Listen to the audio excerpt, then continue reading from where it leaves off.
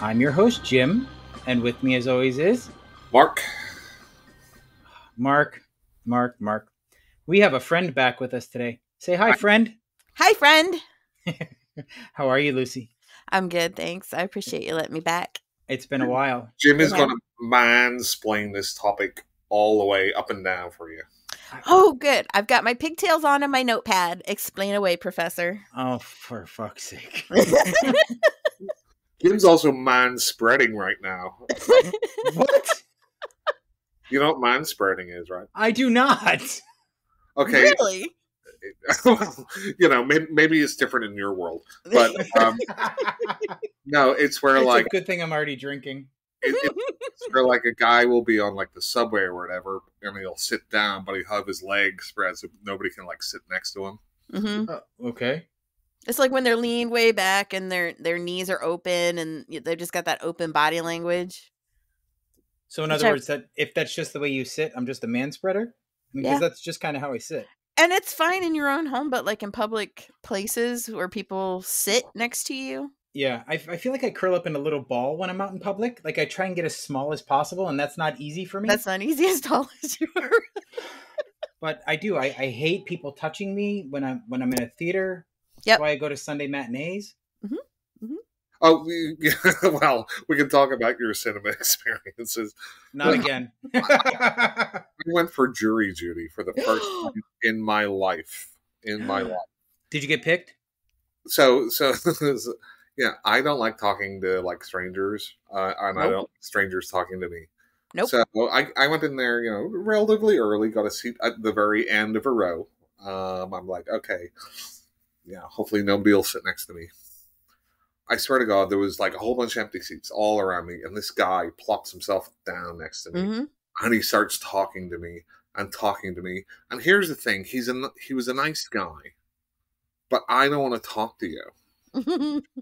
Can you just understand that? I'm trying to I say little short responses because I just didn't want to ignore him because that's rude. But it's rude for him to assume that I want to be his buddy. Is it? Or is it rude of you to assume you don't want to be his buddy? You've never met this guy before. Stranger, Tim, you know about stranger danger. Did you let the deputy know? No. I feel like my life is in jeopardy because they are not respecting my territorial bubble. Wouldn't that be interesting to get somebody charged for stalking? Oh, Mark, remind me to tell you my jail story one time. Oh, shit. I've got to hear this story. No. Sure. Okay, so I had an instance where I threw a cigarette butt out the window of my car, and I got pulled over because there was a cop behind me, and I got taken to jail because I had no identification on me, nothing. Oh. I was in my pajamas. I literally had a tape measure around my neck because my grandmother wanted me. Oh God, this is just getting. Never mind.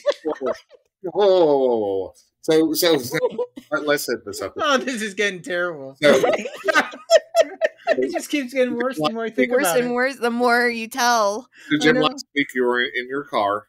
You threw out No. This was about 20 years ago. You threw out a cigarette butt. I did. You were in your gym jams, Yeah, I had Yogi Bear pants on and a wife beater. and then you So I had was really styling. a tape measure around your neck. Yeah, I did. So Like a dressmaker's tape measure, one of those Yes. cloth ones? yes. Okay. So I used to work in the intimates department at Macy's a long time ago in another life. The what? What? I was the sales manager for ladies' intimates. So, did And you in go my trade- measure your grandmother in the middle of the night? She asked me to, so yes, I did. This must be a lie. Jim, It is not. I'm No. calling bullshit. There's no Listen, way. No. Listen, I will have my mother attest to you because she was in the car with me when I got arrested. And the cop tried to get me to the cop kept trying to get me to admit that my mother was a prostitute. He said, "Who's in the car with you?" I said, "That's my mother." And he says, "Are you sure?" Like, well, I don't exactly remember coming out of her, but she's been here my whole life. That's what Because you're in your pajamas. So she's my Yogi Bear pajamas and my wife beater. Yes. Oh, Jesus. with a tape measure. Yeah. So I wind up getting taken for booking, and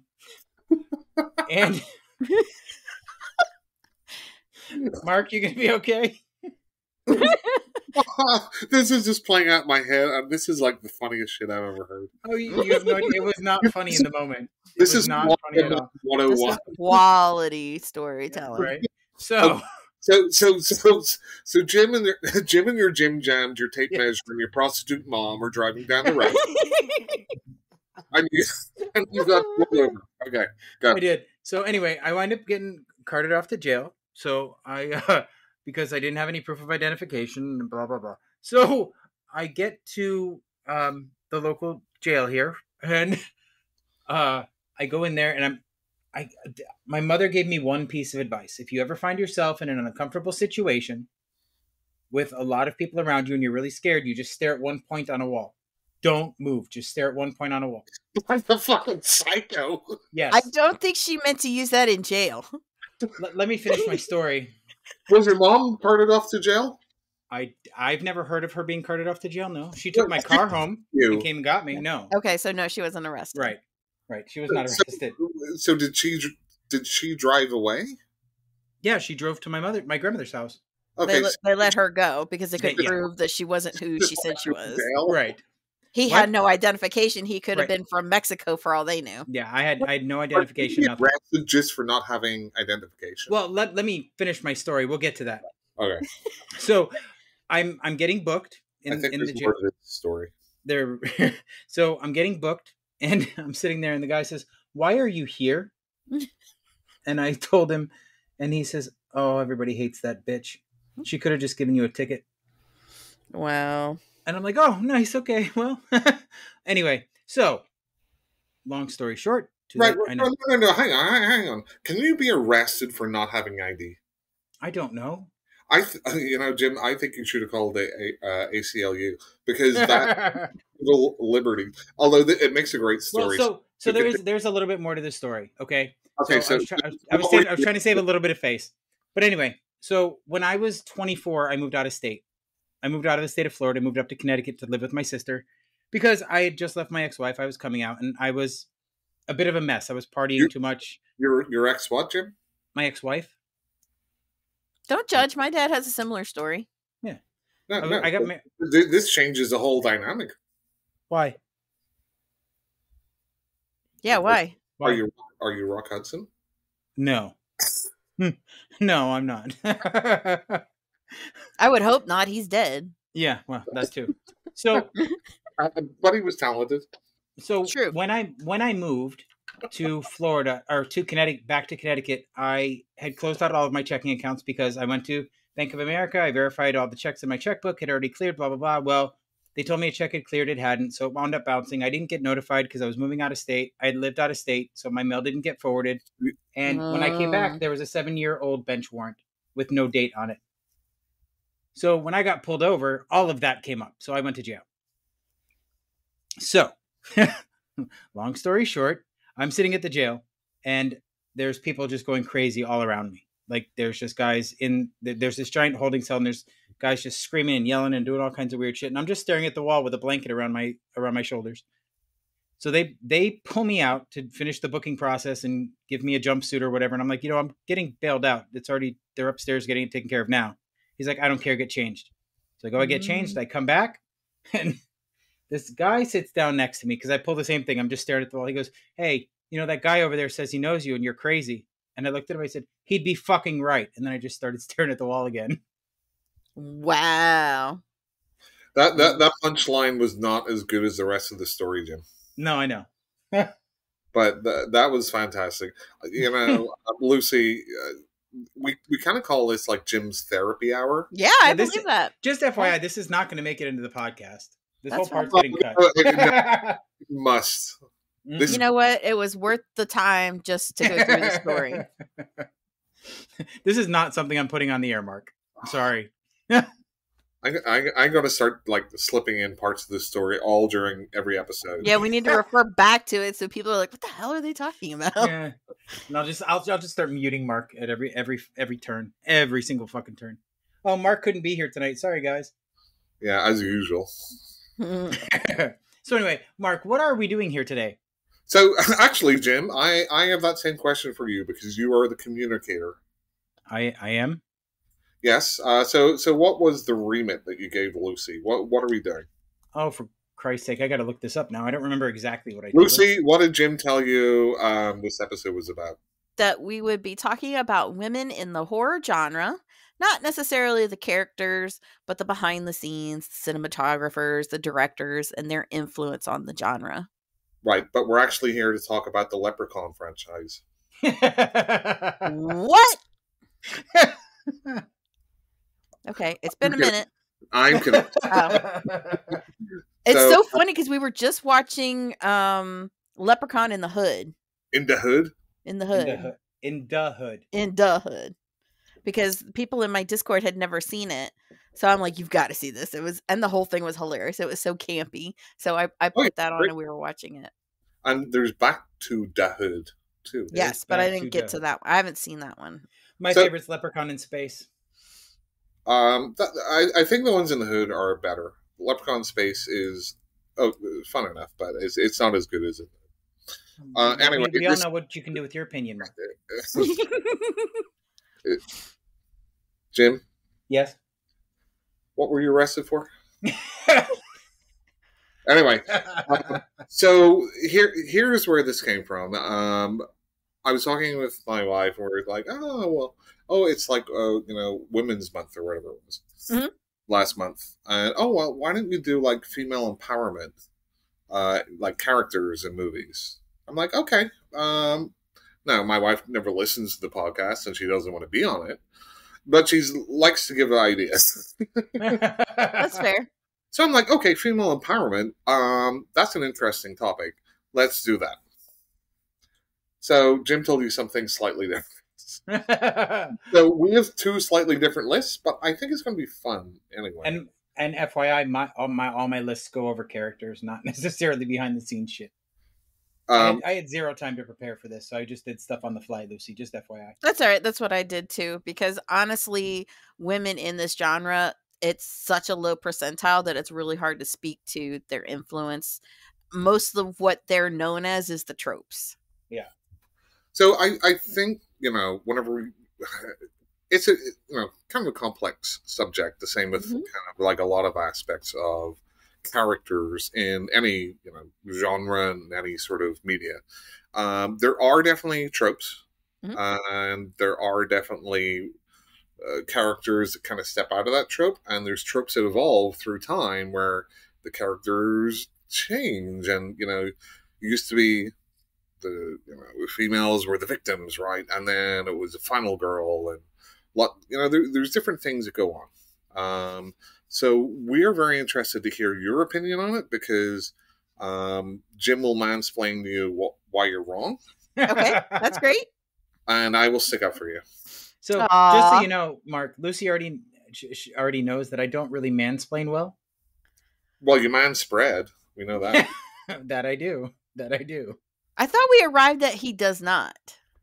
No, I now know what it is. I am guilty of that action, but not when I'm out in public. Jim manspreads and stares just intently at a wall. At a wall. Oh my God. As long as I am not that wall, I'll be fine, because I get very self-conscious when I am stared at. You and me both. Oh my God.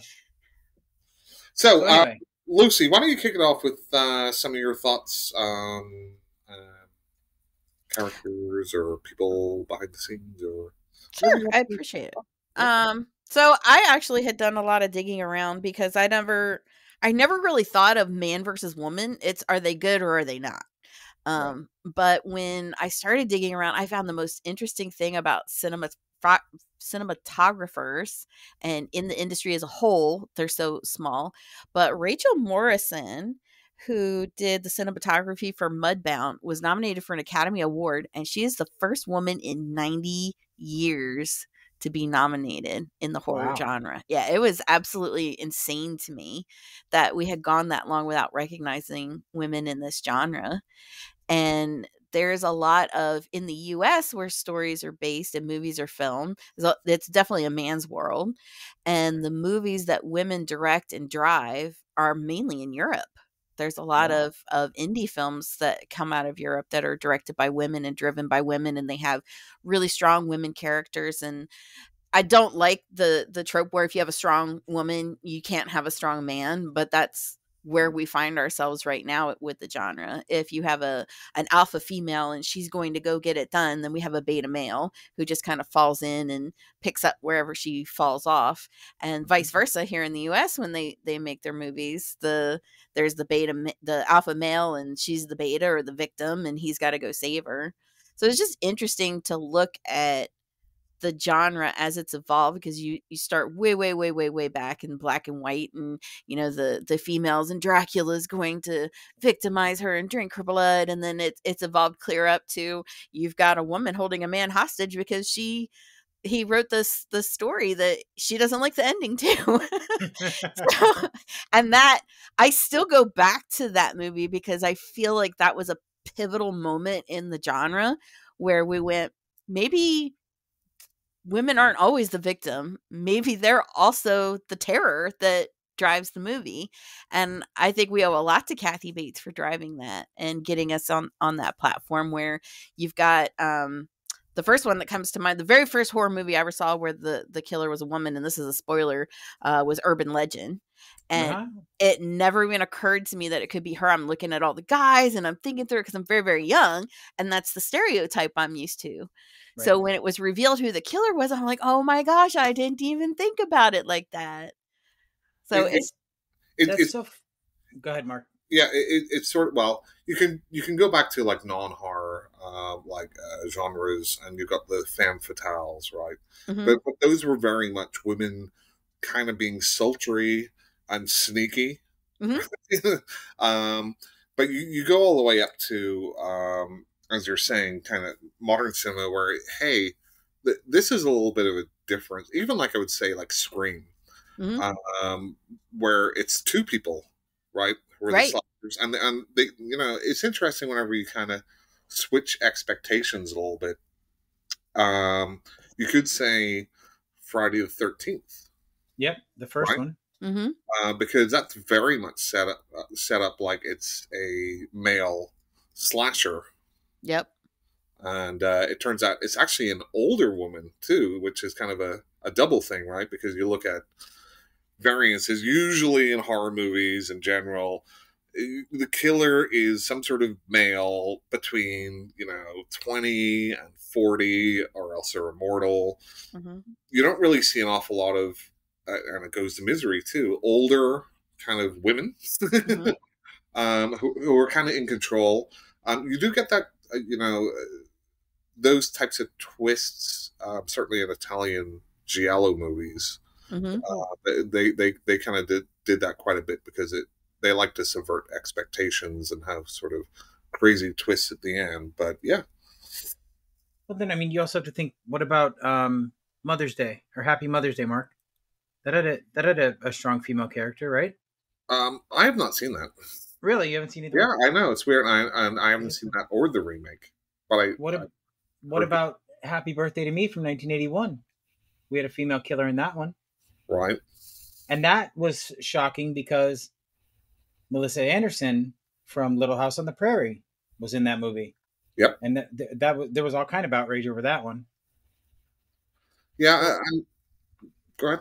No, I was just going to say, it's so funny that Lucy brought up the subject because the first list that I looked for were female villains in horror movies.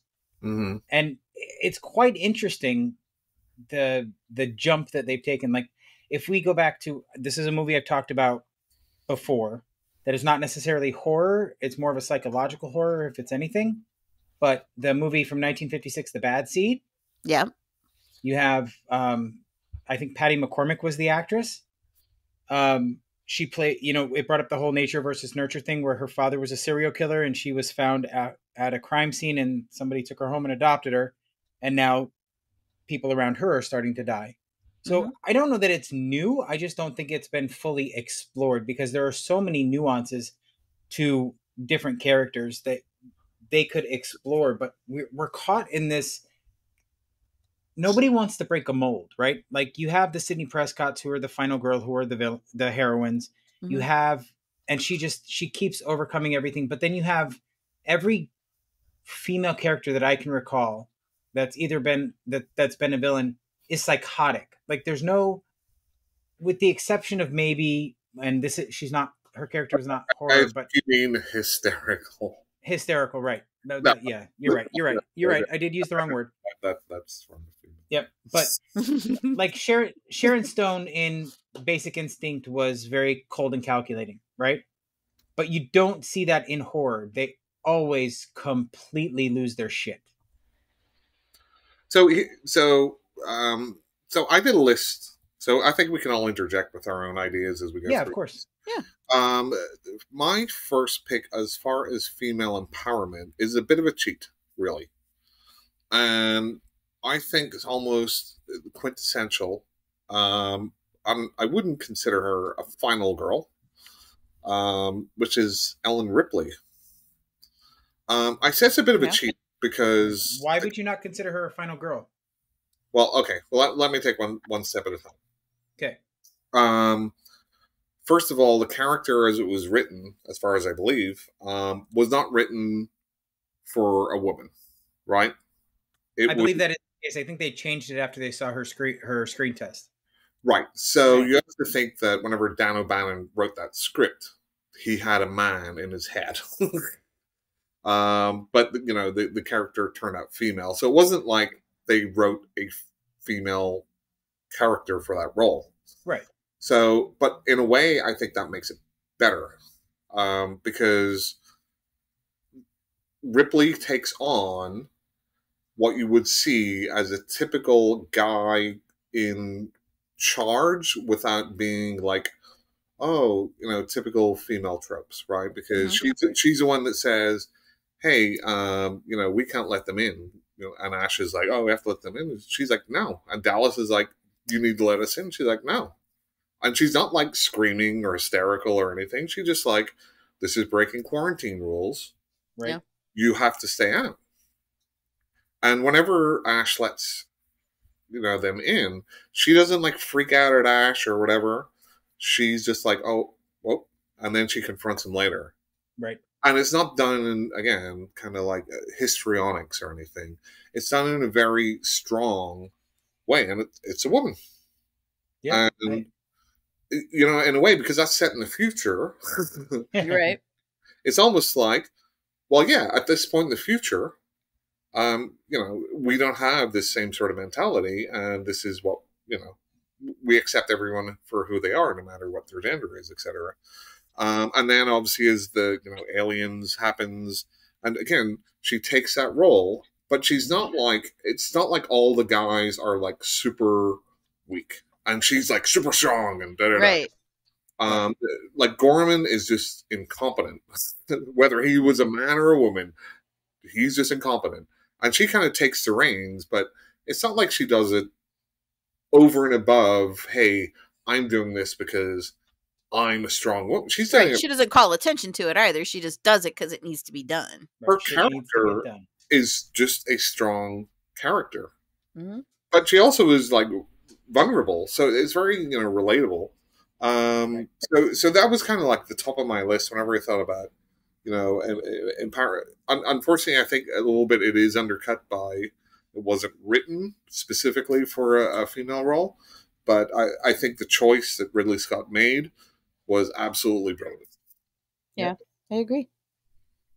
It also, when you're trying to break tropes, it's great that, you know, Susie Homemaker decided to be an actress and go take on this really awesome script and break that trope. But if you don't have the right line of sight to that, like Kathy Bates, and I keep going back to this because I feel like it was a pivotal point. Kathy Bates was a name, and she took that role and she changed how we perceive villains in horror because she's Kathy Bates. If we had gotten, I don't at the time who is popular, but if we had gotten somebody, a lesser name to do it, I don't think it would have done for the genre what Misery did, where she's victimizing a man. Mm-hmm. And That's it true. completely changed the whole trope of, whoever's in distress has to be a woman. And if it was anybody but those two, because James Caan was really big, he did a bunch of John Wayne movies too. Yep. If it had been anybody but that, I don't think it would have done for the genre what it did, because you have to have that type of visibility. And there's so many people that are used to just the status quo. They don't want to rock the boat.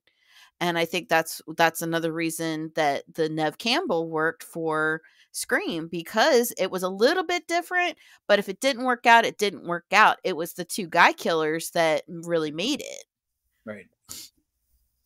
So it's all about visibility. And that again goes into and this is going to sound horrible, but it's very much a man's world where if you're with someone who has a bigger name, they're going to be the driving point of the movie, and you have to bring your A game to compete with that.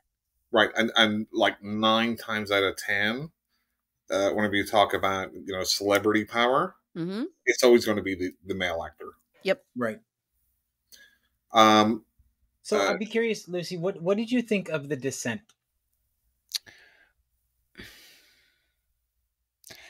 I had so many issues with it. I really did.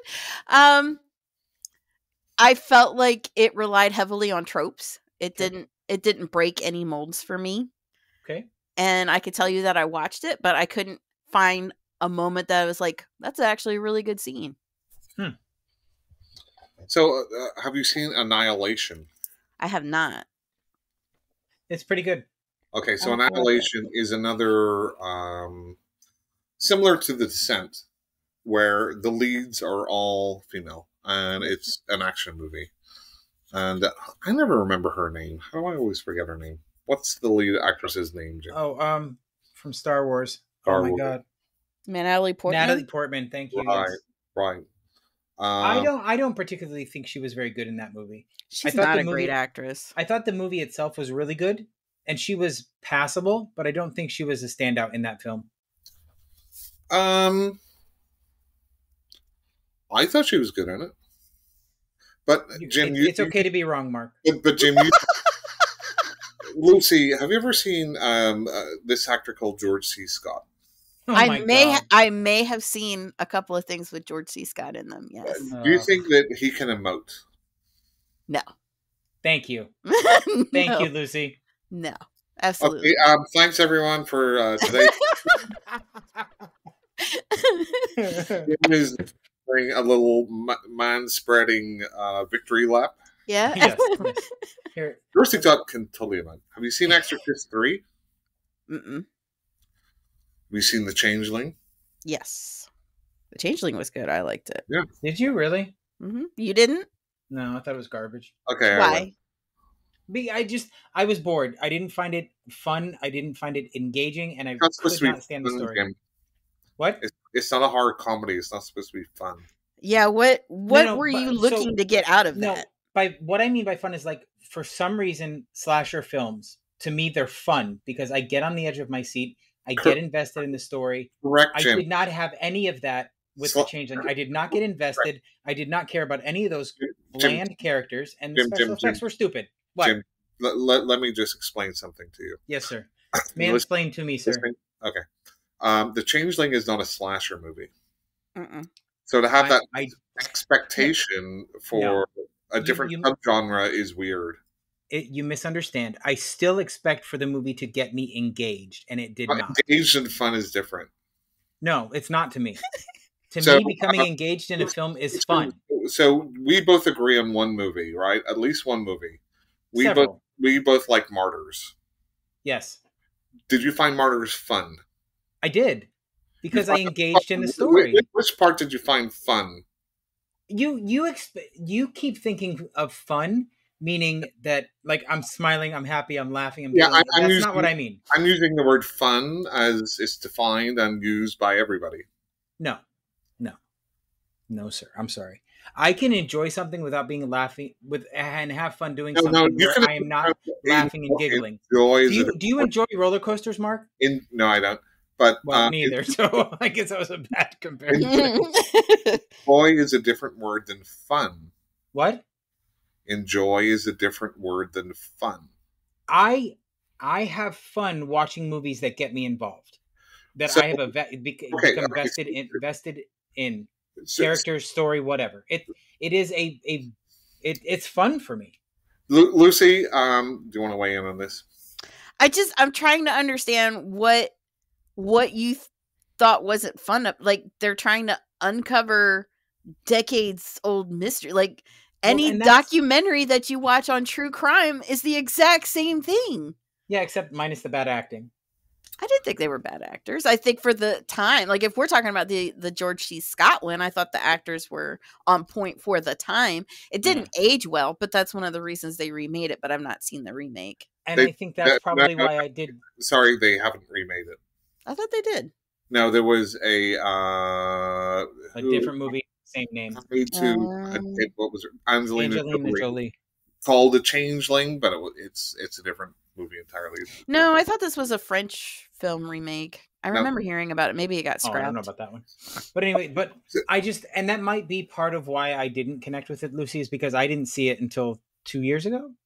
Oh yeah, I saw it when I was really really young, and I was into like that old genre, enjoying the old movies and like going all the way back to the black and white mysteries, and it was so fun for me. But I also, when I watch those, I get in that mindset like they don't have the technology we do today with acting. Hang on a second. Hey Mark, did you hear the word she used for that movie?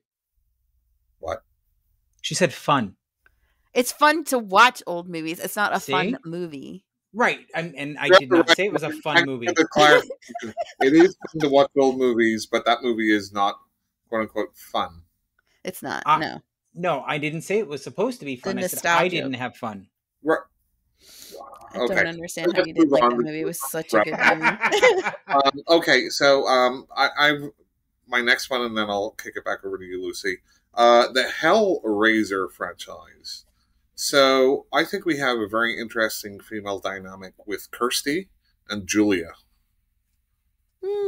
Both strong female characters. One good, one bad. Well, I take that back. I don't think Julia is bad in the first one. She's bad in the second one. She's just morally bankrupt. I don't even know if she's bad in the second one. I don't think that they're... She operates in a lot of gray zones. Mm-hmm.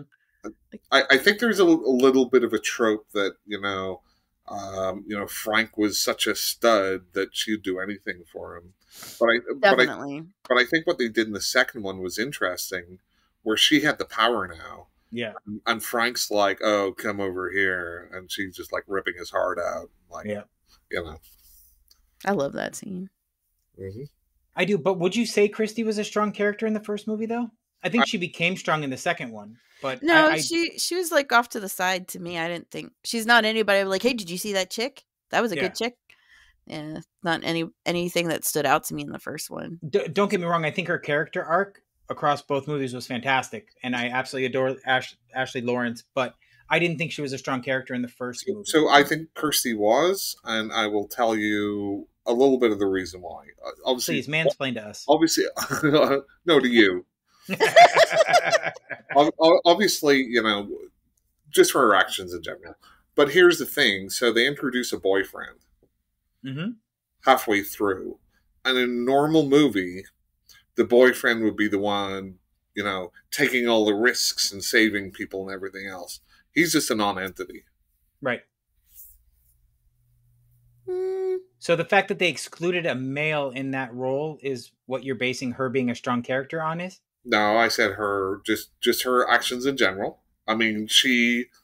Was it the crying or the screaming that made her strong? So she could have just...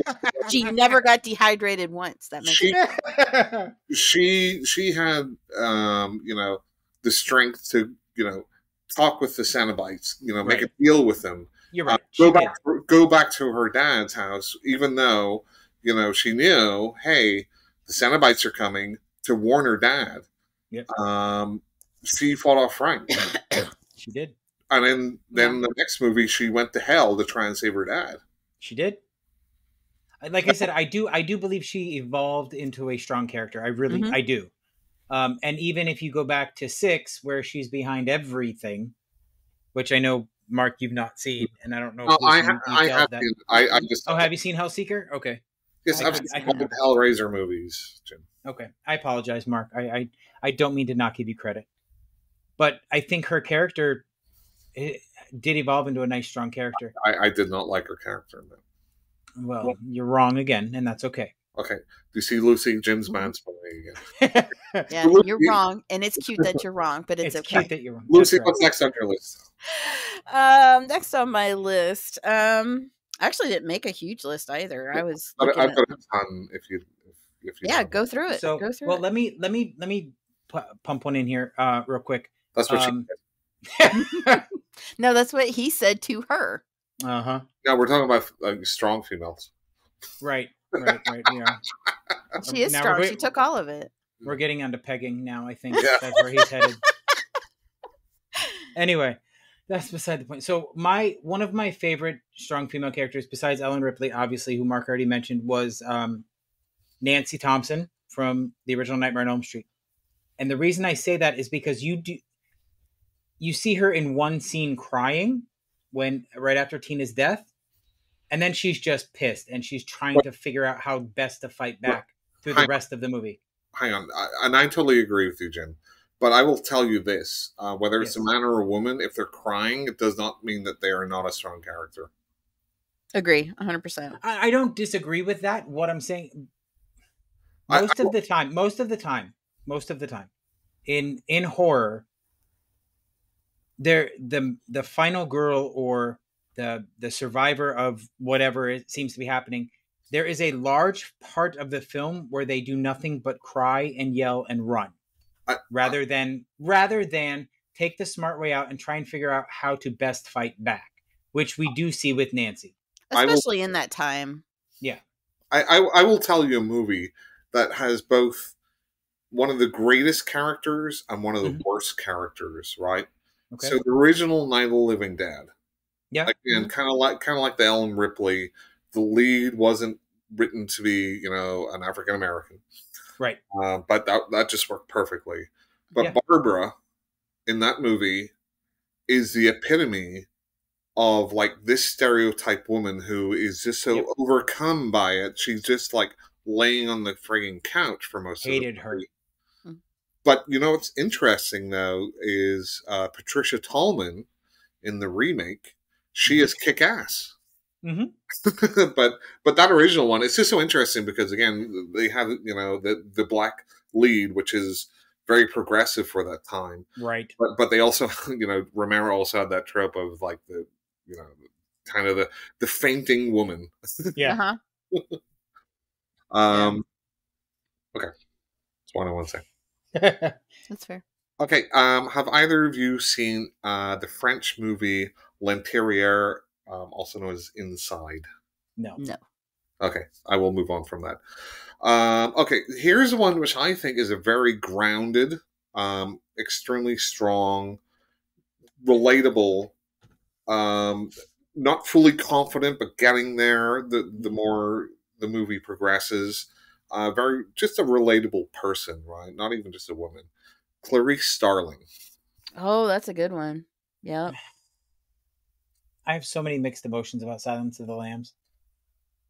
She did not start as a strong character, but she ended as a strong character. I'm not debating that. I just have I when the movie first came out, I really enjoyed it, but the further I got from the original time I saw the movie, the less I enjoy that film.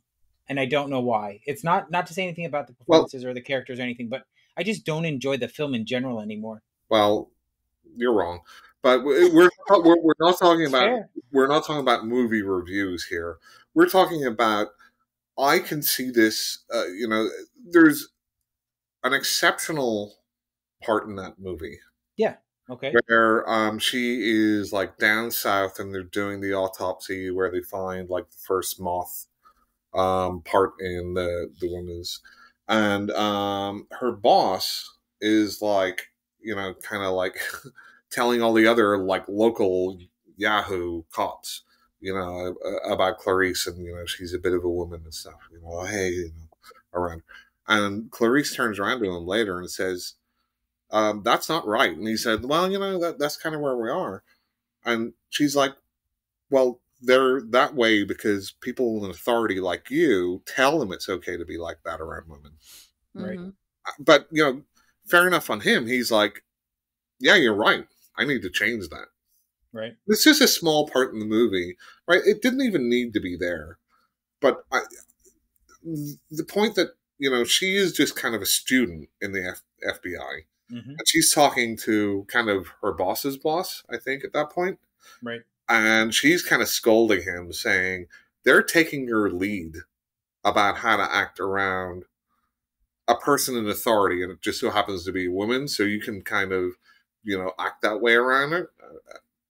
But in a typical movie, he'd be like, "Oh, shut up," or whatever. But no, he's like, "I get your point, right?" And I will change my behavior. And I think that's a very strong part of that movie as far as female empowerment and how we can learn and move forward. It's almost like kind of Jodie Foster always, like. That type of stuff where, people have to be trained sometime or be made aware. Maybe they're not even aware of it. Yeah. Of the misogyny. And so it has to be called out. And then they're like, "Oh, shit. Yeah, you're right." Yep. That's not untrue. And it's rare for somebody to call somebody out. Normally we just turn the other cheek. And hope that they become, one of the victims. Right. Okay, what's up next, Lucy?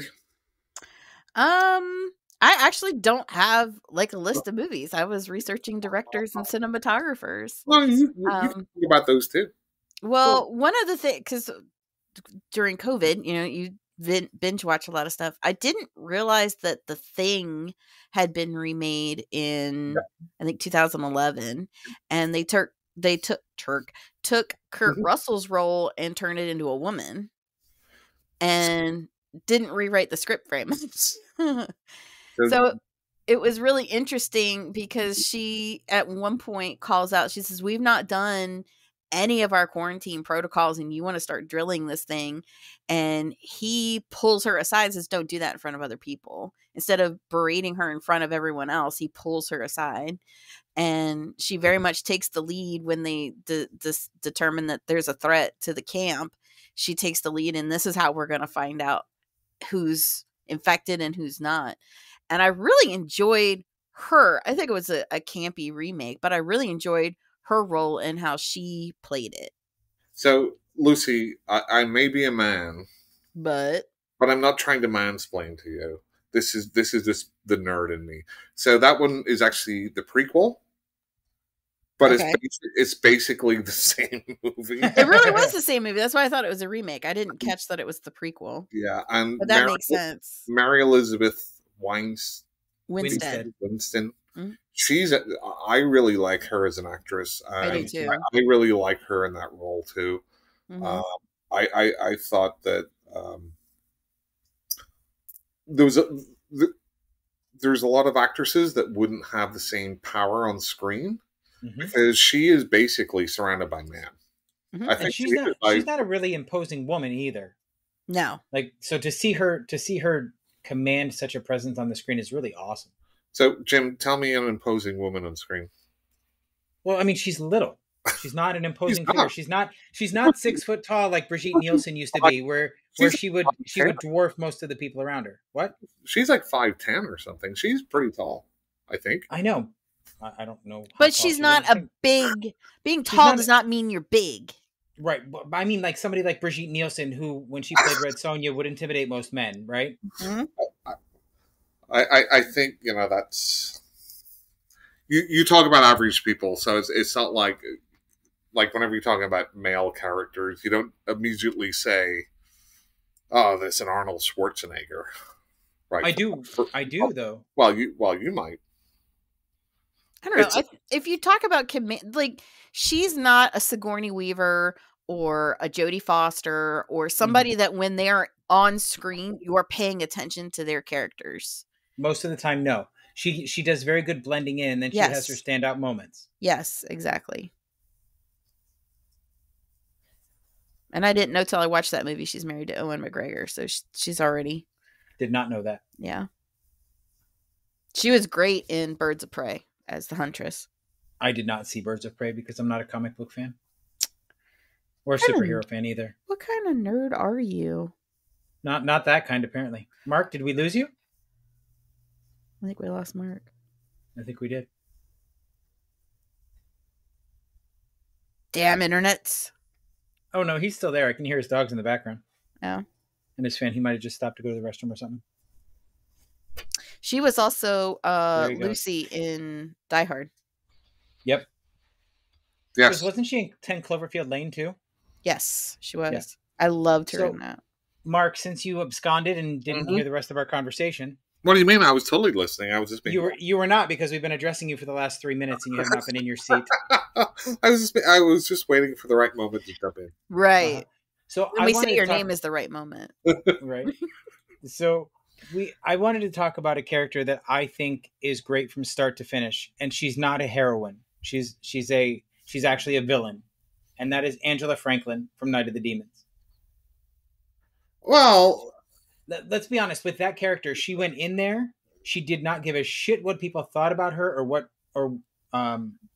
or anything. And then once she became quote unquote possessed by the demon or whatever, or embodied the demon, she just had fun torturing and killing people. It was great. And I think she's a very strong character myself. Sort of. Yeah. I mean, sort of. She's kind of the goth trope. Yeah. Well, I'm not saying she's not a trope, but I do think the character was strong. I mean, whenever you get possessed by a demon, you're generally stronger. That's Are what you? I was thinking. Well, no, but I'm saying that the character itself, though, relished. Linnea was stronger. Why? Because she stuck a lipstick in her tit? It takes some strength to do that. Have you ever done it, Jim? No, I've never tried. Yeah, lipstick is just wax. But you have to push the whole thing all the way in. Yeah. Mhm. So we're talking physical strength, but Yeah, Oh, I'm not no, talking physical that's a strength. pain thing. Imagine the pain of that. She seemed to enjoy it. well, she's being possessed by a demon. I mean, They thrive on pain. I don't know. Some of the other roles she's taken in her life, I think she might actually enjoy it. Well, now we understand your search history. Oh God! So I have a couple that are more recent ones, and they kind of fall into the same sort of category for me. And that's You're Next and Ready or Not. Ready or Not was fun. I thought Samara Weaving did a fantastic job in that movie.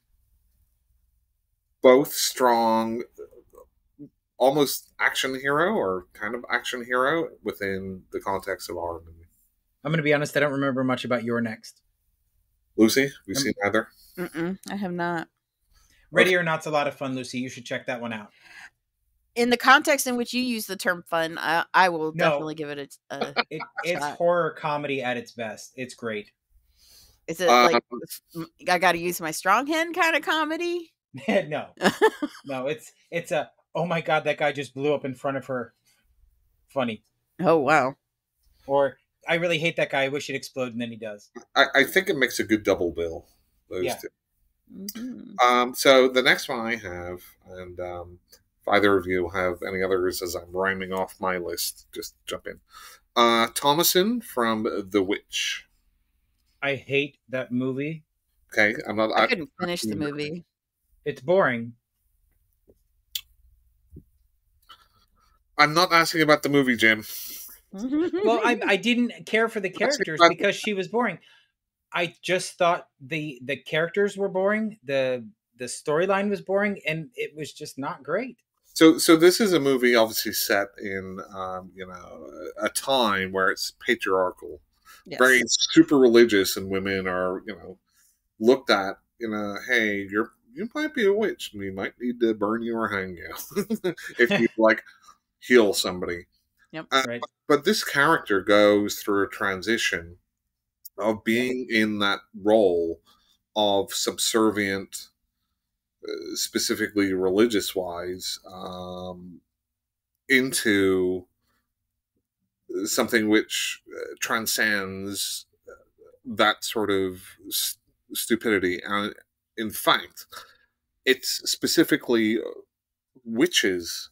They're women. They're not warlocks that give her that power, and they're the ones with the power in the end. Mm-hmm. But since neither of you want to talk about it, we'll just move on.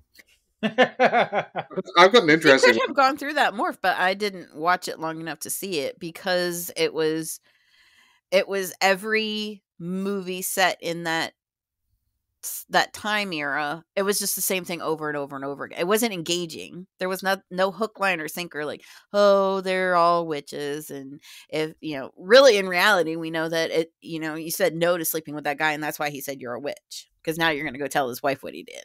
Right. I much prefer her in The Menu. I think that's a better character for her. So I think The Witch is not a horror movie. I think it's a drama, like a historical drama with horror elements. And obviously with Robert Eggers, who likes to use all the language that they would have used back then.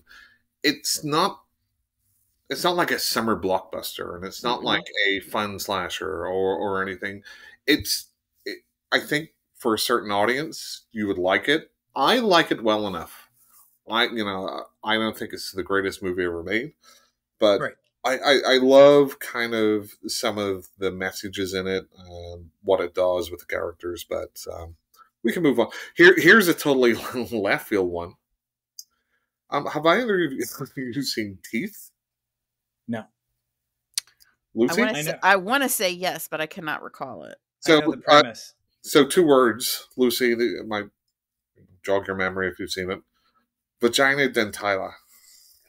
Oh yeah. Okay, yeah, I remember that one. That one was that's all it takes. Wow, I think that's I didn't remember it because I suppressed it. Is what happened. That was a suppressed memory, and now I need a strong drink. Not as much as the guys in that movie needed a strong drink. That's true. Yeah, I mean, I thought that was very interesting, kind of Cronenberg-esque body horror type movie. It's kind of like Rabid to me a little bit, but rather than yep. I want to talk about a character that because I liked villains. I'm not gonna lie. So the character of Tiffany Valentine from the Chucky series. Mm-hmm. That's another woman. She makes no apologies for what she does or how she thinks or for her actions. And she revels in the misery she causes. There's never a moment where she thinks, God, I really shouldn't be doing this. You never see... Right, she's very unapologetic in the way she is. Right. And it's not that you don't see her emote, because she gets hurt, she gets upset, but she is who she is, and she is not ashamed of it. And I love that about that character. She's very take charge. Yeah. She is, and I don't feel like she got the recognition that she deserved, because it was a dead franchise when they brought her into it, and they were trying to revive it with her. Yep. I think if they had started off on that foot, the franchise would still be going today. It's still going today. It's not when it was brand new or when she first came out, but you've got, of course the actors are aging and they're doing their own thing with it. But if we had started with Bride of Chucky, then the whole franchise would have changed. So she's, in that sense, she's an extremely strong character. I just don't think they did her justice where she was in the franchise. So I don't disagree. I'm going to say my favorite 2 movies in this franchise also have a very strong female lead, which is Cult of Chucky and Curse of Chucky with Fiona Dourif. So weird. So many creepy vibes in that movie. I thought both of those movies were by far my favorite. So my big thing about those movies is because I know that Fiona Dourif is Brad Dourif's daughter. And the scene where he possesses her and then, it just creeps me out. Oh, it's so gross. Are you thinking about the TV series? No, I'm not. Does he possess her in the movie? I thought it was in Cult of Chucky. Yeah. When she goes out and she leaves the mental institution. Oh, okay. And then she Yeah. like marries the Yeah. guy. Okay. Yeah. Yeah. So I have a question for both of you, and you may not, Lucy. I don't know if you've seen this movie or not, but what did you think of the character Syl from Species? I don't. Again, that she didn't make or break the movie. she was the subject of it, but it wasn't her character driving it. It was everybody's reaction to it. Okay, that's fair. Is she a female? Yes. Well, she uses the she pronouns. The whole movie, she's trying to mate and reproduce. Yes, the whole like somebody saves her from a car accident and gets her to the hospital and then takes her home and he doesn't have anything nefarious about it, and that's kind of what made me mad about it, because it wasn't a stereotype pickup. But she's in the hot tub with him and she literally looks at him and says, "I want a baby," like stone cold. Like, she did a really great job performing Syl, but Syl was not the driving force. Like, Forrest Whitaker was more of a pivotal character for me than Syl was. Easy for you to say. Yeah, obviously. I had COVID. I can't see what I'm saying. But in the same breath, and I would say the Alien Queen is a strong female character. Yes, 100%. Mm-hmm. Because her only job is to protect her family. And Right. Jaws, was Jaws a female? No, Jaws was not a female. Jaws. Well, maybe, because you never do see the claspers. You're always looking out for the claspers, Jim. I mean, it's fair. Somebody has to. Right. Next one I have is a movie which is basically a rip-off homage. Another French movie, Hot Tension. Yep, I was wondering when that one was going to come up. Or High Tension. Lucy, have you seen High Tension? No, I have not seen High Tension. But if it's called Hot Tension, that explains your browser history. Hot. French. Hot. Not H-O-T-H-A. Oh, it's H-U-T. It's en français. Yeah. Por favor. Parlez-vous français? Oui. Est-ce que tu parles français? No. I know Parlez-vous français El Marque du, because I record phone stuff. So that's where my French starts. And if you want French, go talk to those guys. Hit 2. That's really what I can do. You don't say. The sad thing is, I know exactly what you're talking about. Jim, a Kellerietil. I'm sorry? A Kellerietil. I have no idea what you just said to me. Jesus Christ. Okay, American Mary. I've not seen American Mary. Lucy? Mm-mm. No. Okay. I do like, what's her name? The actress, though. Catherine Isabel. I like her. I think she generally plays very strong characters. Like, I loved her in Ginger Snaps. I loved her when she did her stint on Supernatural. And, of course, Freddy versus Jason. Fuck that movie. It's a lot of fun, Jim. It is not fun. Lucy? It's fun to step out of the franchises and just laugh at them, but it's not something I'd take seriously. I had more fun quoting Monty Python to that movie with the guy sitting in the row behind me than I did watching that movie. I can see you doing that too. Uh-huh. Jim, I thought whenever you went out, you didn't like to talk to other people and you stared at a wall. No, that was only in situations where I'm uncomfortable. Well, so that man probably talked to him and then he reciprocated. He didn't initiate the Jim was just sitting there, man spread. This guy in the movies, which he likes to do. Oh, shut up, you dick. Thank you for bringing up my trauma. Thank you. I have a general subgenre to get both your thoughts on. Mm. Is it manspreading? No. So this is one where it's female victimization, but female empowerment. And this is the rape revenge subgenre. Oh. Like I Spit on Your Grave? Right. Thanks for the thoughts. I honestly, I've never seen any of the I Spit on Your Graves. Well, there's a number of movies where that's the core concept. Give me a few others because I don't have any others coming to mind. At the moment. Like Miss 45. Never saw it. What's the Dustin Hoffman one? Straw Dogs? Never saw it. Okay, so Jim, I'll just give you... A woman gets raped, and then she gets her revenge on the people that raped her. I like revenge movies for the most part, so I probably would be down for those. I just have not checked out the ones that you're mentioning. Lucy? It's a hard genre for me as a survivor. But anything revenge, and I think that's why I liked Urban Legend so much. Not because it was such a great movie, but the plot was really good. Right. It was a revenge plot. Like I say, it's like both sides of the coin. Mm-hmm. It's like somebody taking something away, but then the other person taking it back. And maybe more so. I just enjoy when somebody gets their comeuppance. That's just me personally. So specifically in like I Spit on Your Grave, where she like castrates a guy.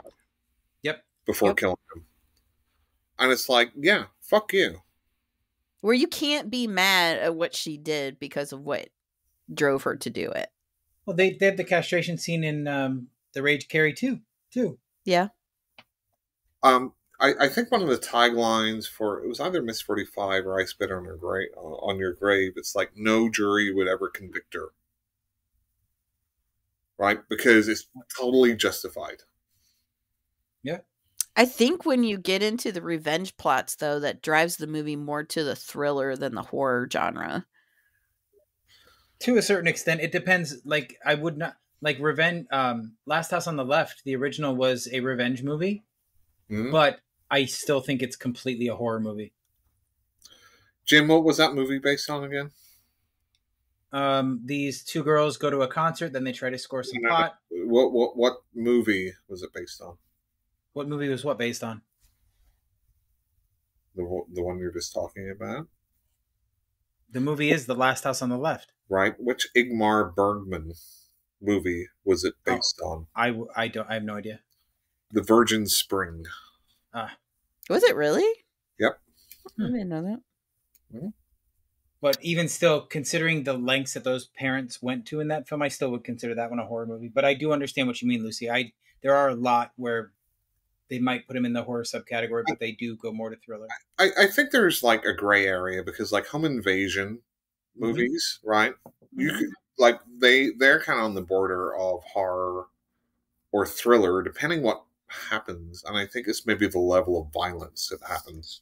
With the exception of Panic Room, because that movie just sucked. We don't talk about that movie. I think I've only seen parts of that. No, you're not missing anything. You're really not. That's the Foster one, right? Yeah, and it's the only Jodie Foster movie I don't care for. I love most of her work. So here's a movie that is a great example of gaslighting. The Great Gatsby? No. Lucy, do you know what it is? Very famous horror movie. 60s. Called what? Rosemary's Baby. Oh, yeah. Another boring movie. Show your work on that one. How's that gaslighting? That whole movie is they're gaslighting her. Yeah, he's right there. She's convinced that there's something nefarious going on, and everybody's like, "Oh, no, it's not. You're just depressed, or you're just upset, or you're misconstruing everything." Yeah, they do that to her through the whole movie. The husband, the doctor, the neighbors who are all in on it are all the way through trying to convince her that she's just kind of nuts. Yeah. But at the end, no, you're actually going to have the devil's baby. Yeah, that's fair. And okay. that was a big theme too when that movie came out, because you had The Servants of Twilight came out then. Mm-hmm. It was huge back in that time period. The Son of Satan rising again. The Omen. Yep. Mm-hmm. That's always a big topic. Like, I think there's more people afraid of the uprising of Satan than there is about vampires, witches, warlocks, leprechauns. I know. Why did they choose to believe that myth? I know. Like, it's just as likely that there's a unicorn out there. Right, exactly. So this could be a topic on our spin-off podcast, Jim. Now, Lucy, we have a spin-off podcast, in case you didn't know. Oh, I did not. No, because we haven't recorded Oh. one yet, which is going to be politics, religion, and shit. Or PRS for short. I like it. So if you think about it, if you read the Bible, the devil kills like 3 people, Mhm. and God kills like millions of people. Right. Mhm. Because the flood was a thing. Right? And killing the firstborn, you Mhm, know. mhm, Yep. mhm. Had Talk people about, sacrifice the children. protecting babies, the anti-abortion. Well, God a bunch of them. Just, for being there. Anyway. Anyway, That's for another... that's for another podcast. I like that podcast idea. That's awesome. We'll have to have you on. I would love to. I have an actress just for a couple of roles. One movie which is a classic, and one movie which is a So Bad It's Good classic. And that is Ellen Burstyn for The Exorcist, Okay. who I think does a wonderful job of Mhm. trying to figure out what's happening with Reagan. Just don't say just don't say Requiem for a Dream for the So Bad It's Good. No. This is I'm going to say the Nicolas Cage vehicle, the Wicker Man remake. Oh, see, I've never seen that one, so I'm okay with that. Say whatever you want. Lucy, have you seen it? Mm-mm. I was terrified too. It's hilarious. But yeah, I'm not going to say anything else to spoil it for you. I'm really looking forward to the new Nicolas Cage movie, Renfield. That looks great. Yes, I want to go see it. Mm-hmm. Okay, next. Anybody want to throw something up? Oh, let me pull up my list because we were just going by you.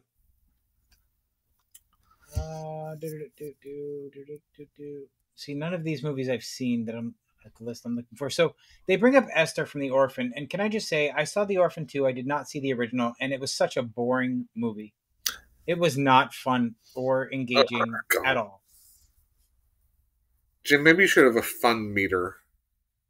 A fun meter? And that's how you rate a movie. How fun is it? But you don't like how I rate movies. No, because you're terrible at rating movies. I'm not, though. Lucy, an objective opinion, if you please. I don't think so rating is subjective. I've never agreed with Siskel and Ebert, but they're revered as, the great reviewers of our time. So rating a movie is very subjective, and it's very much a beauty's in the eye of the beholder. Jim loves to grow weird plants. Does everybody like looking at weird plants? No. I'll give you an example, though. We did our Jim top 5, 10 horror movies. Oh, boy. He's going to bring up Event Horizon. I think it was top 5. And one of Jim's top 5 horror movies, he gave a 7 out of 10. Mm-hmm. All my top 5 horror movies are simply a 10 out of 10. A 7 out of 10 would maybe make it to 30 or 40 in my list. Oh, good for you. That's fair. I think you get starstruck by your favorites and you just love wholeheartedly, and that's absolutely great and perfectly fine. He's more subjective with it, where it would have been a perfect movie if they had done this, this, and this, but I absolutely loved it anyway. I wouldn't give it a 10, but I still loved it. That was exactly the conversation we had about Event Horizon. It was a fantastic movie when it came out, but the special effects and the storyline get weaker as it ages. Do I still love the movie? Yes. Am I going to rate it a 10 out of 10 now? No. So, Jim, does that mean that every movie is going to go downhill just because it ages? Nope. But that's just what you said. No, that's what I said about that film. A movie from the 30s, because the effects aren't great now, is automatically going to go down in your list. No, maybe not necessarily. Maybe whenever you were a little 4-year-old Jim, and the movie was only 30 years old, and you really dug it because it was a great story, great acting, great direction. Uh-huh. But now, 50 years later, Jim, you're looking back and you're like, oh, well, those effects are kind of dated now. I'm going to knock it down a couple of points. But it does not affect how much I love the film. It just affects what I rate it. Right. Okay, On so effect- we're getting to the core of the issue. You just said it doesn't affect how much you like the movie. It just affects how much you rate it. But Right. isn't a rating just the equivalent of how much you like it? No. No, not if you're looking No, at because it. a lot more than just my enjoyment goes into It's not about enjoyment. but it is. Sorry, Lucy, I didn't mean to cut you off. Go ahead. No, I'm unwrapping this and digesting it. Where I'm trying to think of an example. Like a lot of people like bologna. It's not a good meat. It's not good for you, but we still love it. That's not a 10 out of 10 meat. I And have a we story know about that when we're bologna. ranking our we know that when we're ranking our favorite meats of all time, that Jim it's not does- healthy for you, Jim but does it's that. something that we love. I'm sorry. Jim, what is your top 5 favorite movie? No. That's just everything. No, I was just No, I get what you're saying, but to me, so like I've you heard about. you So Jim, give me a 10 out of 10 movie that will never degrade, even though some of the effects are dated. Jaws. So how does that? Where does that fall on your list? So, Almost number. It's in my top 3. but how does that square with you saying? That's really, easy. I still rate it as though I've never seen the movie before, No. even though I know I still enjoy it. But you're saying Event Horizon, when you watched it, it was great, but now you don't rate it that much because the effects are now dated. Not just the effects. The storyline gets a bit No, weaker. Like we talked about. no. Nope. You- I try when I reevaluate a movie to watch it as though I've not watched it for the first time, and that I'm just watching it for the first time. So if I notice that a movie that I enjoyed back in 1999 when that movie came out, now the special You were lying to yourself because there was some janky ass effect in Jaws. I mean, a good example of a movie that everybody loves that did not age well at all is Alien, because they're on computers with DOS screens. That's true. Although I will never take that down from a 10 out of 10. Right. So Jim, Right. all I'm saying is you're inconsistent. You have Right, your you're not being consistent here. and then That is true. I 100% agree with you. I'm not consistent. You're just being a bullshit line. At least you're consistent with your inconsistencies. Exactly. There, I think that Alien and Jaws are two almost perfect movies, and I will never downgrade their rating. Right. But then you can't be disingenuous and say, "Well, this I'm not being this other disingenuous. movie, which I used to love, but now I don't love it so much because the effects are dated." I never said I didn't love it as much. I just didn't give it as high a rating as I probably That- would have in that's the 1999. That's the same thing, Jim. No, it's not. So Not at all. you're saying you don't love it as much. I agree. It's, No, it's because- the same thing. It's, Because if I was to watch Zombievers, I am not scoring that movie any higher than a 5. But it is a fun fucking movie, no. Now you're and I love it. now you're moving the goalposts again, Jim. No, I'm not. You're talking about movies which you said that you loved, and now Wait, okay, hang on. rated I thought we were supposed to be talking about females in horror. What happened? No, here? we're dissecting the psychology that is Jim's rating yeah, system. exactly. Jesus Christ. But it's a 5 or like a 4 out of 5. Mm-hmm. But a movie that he loves, he'll rate a 3 out of 10. What? Wait, I rated what a 4 out of 5? That book that you just read. I liked that book. Yes, you What are you rated it a 4 out of You 5. can't rate books like you do movies. No, not at all, because the book that I'm listening to is playing out in my mind. Right. So I make that movie. But you had a whole bunch of criticisms for it. I do, but it's still an enjoyable book. So Books apply though, that it's read about them. how they make you feel and how they Right. engage you. Movies, it's did you enjoy watching it? Yes or no? I Did it check the boxes? disagree. I think they're different media, but you can have the same emotion. You have similar emotions. Mhm. But it's also, there are people who don't have inner monologues when they think to themselves. They're going to experience those differently. Now you're My problem now is you're keeping my out mouth Jim. shut when I'm talking to myself. Yeah. What? What? Huh? What, Mark? You got no inner monologue, Jim. Oh, I have an inner monologue, Yeah, and it's usually "fuck you, Mark." that's not very nice. That's not what your browser history says, Jim. No, that's true. That's true. Okay, Okay. So back to topic. back to topic. Yeah. Back to One topic. Let's one go. of the movies that I always get hung up on. Did either of you see Mama I have not seen I that. did. with the two little girls? I think Lily's character was one of the strongest female characters I've seen in my entire life, and I cannot watch that movie and be okay when I get through it because of Lily. I can understand that. Because I mean, she's just a little girl and she assesses the situation and makes a decision. Yep. And I cannot get through that movie and be okay. Like I need, like just talking about it, I need a minute. Like Yeah, it's such a powerful movie. it is. It is. You Mark, need to your watch thoughts? that on Mother's Day. I have not seen it. You need to watch You it. have not seen it, Mark? Such a good movie. Oh, It's an incredible movie. it is. So if we're getting into the feels like that, have you seen the movie Come Play? Is it Come Play With Me? What is it? Let Me In? No, Come Play With Me. No, I didn't see that. one. So this movie. No, it is not Come Play With Me. What the hell is the name of that movie? Oh, it's just Come Play. Sorry, it's just Come Play. But it, like the whole movie, you think that well, I don't want to spoil it. Never mind. Let's just say it'll get you in the feels at the end of the movie. There's a Oh. ghost involved. There is. Yep. Because you just said that. I just Yeah. looked it up. It's a short movie. Yeah, it's not very long, but it's like the end. I was like, I got choked up. Oh, wow. So I think we mentioned Ginger Snaps, right? We did. Two Yeah, strong Catherine female Isabel. characters.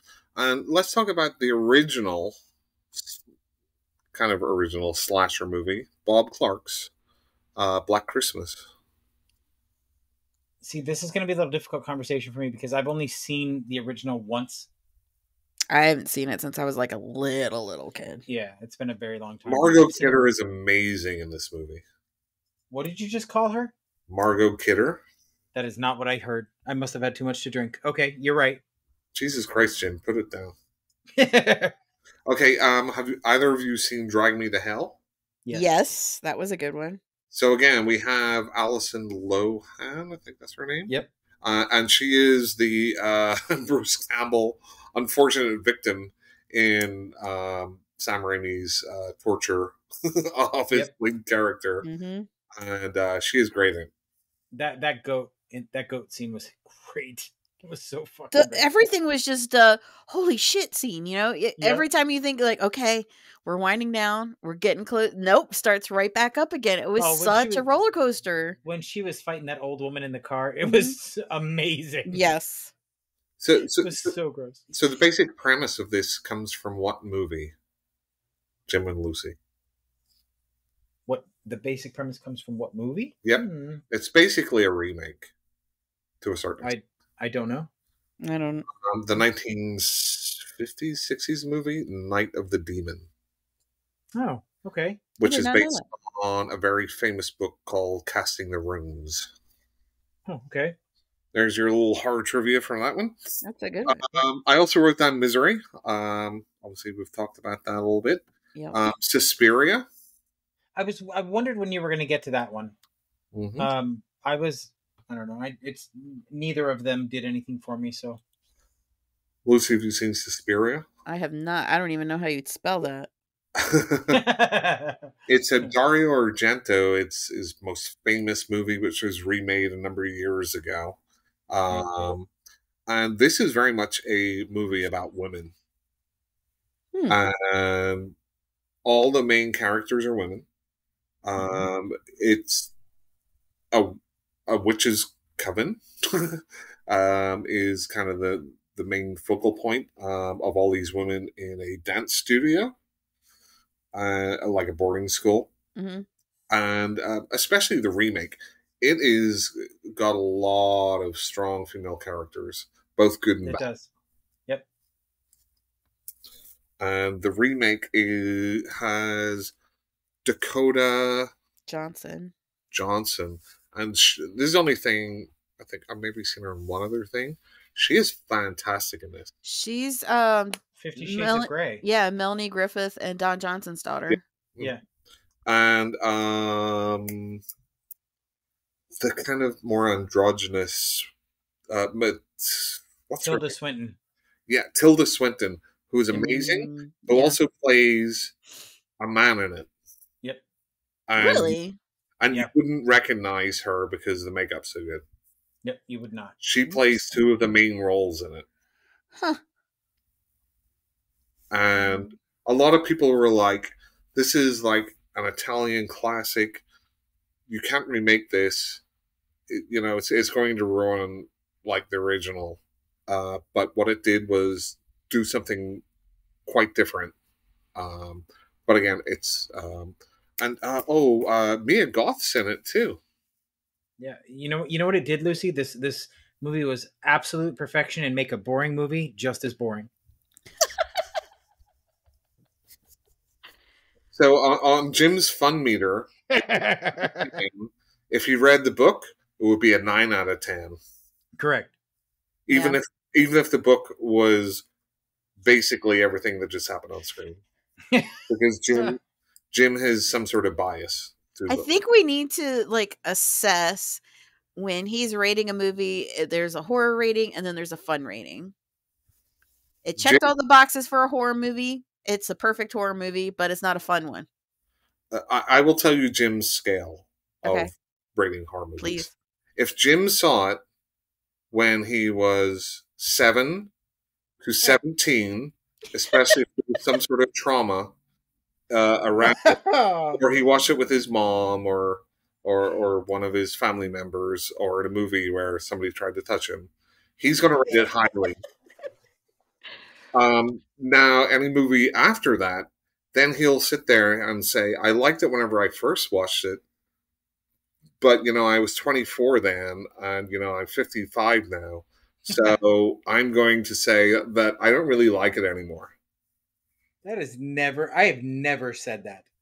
Jim, I have said that I do not appreciate movies the further I get from having seen them. If you watched Event Horizon with your mom when you were 9, love it. Yeah. You still have it as a 10 out of 10.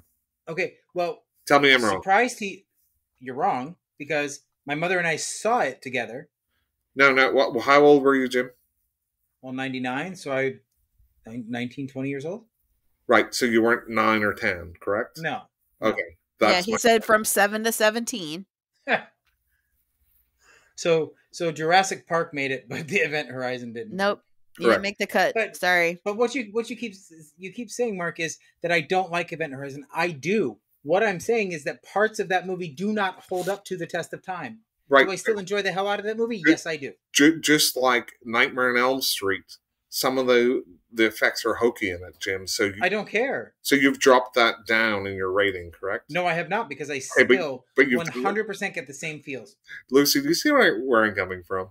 Yeah, it's okay. It's okay, Jim. This is a safe space. Yeah. But you're kind of ridiculous. Jim, I fully admit to being ridiculous. Jim, talking about strong female characters, we'll bring it all the way back to like almost the start of our podcasting days with your mom. So when little Jimmy was in his gym jams before the other story we heard. Oh yeah, yes. Okay. Before the other story, Jimmy was in his gym jams at like 7 years old. Okay. And Jim's mom said, "Hey, Jimmy, why don't you come over here, grab some popcorn? We're going to put on an appropriate movie for your age." So little Jimmy in his gym jam. I already know where this is going. Is sitting there. He's got his hand. The popcorn, he's eating his popcorn. Where are we going to watch? And Jim's mom puts on The Entity. I don't know if you've seen The Entity. Not in a really long time. But I remember that it is not appropriate for a child. So Jim, I was not 7. Number one. So Jim, do you think the effects of The Entity hold up today? I don't know. I haven't watched it in probably 15 years. Scared? Because he's farther away from it now, so he's not going Right. to love it as much. Right. I mean, it It's not probably something does he not put hold on. up. So basically, to get into the 10 out of 10 for Jim, it has to be a movie that he'll just put on for background noise and watch it Yes. over and over and over Right. and over. Yep. 100%. Jaws, I will never turn. Alien, none of the aliens will I ever shut off. Yep. Jim has a certain age range where it's just 100% nostalgia for him. Mm-hmm. Untrue. It's not just about the movie, it's about his environment, who he was with. Yeah. And Untrue. there will always be 10 out of 10s. Untrue. But then what? Okay. Untrue. Name one.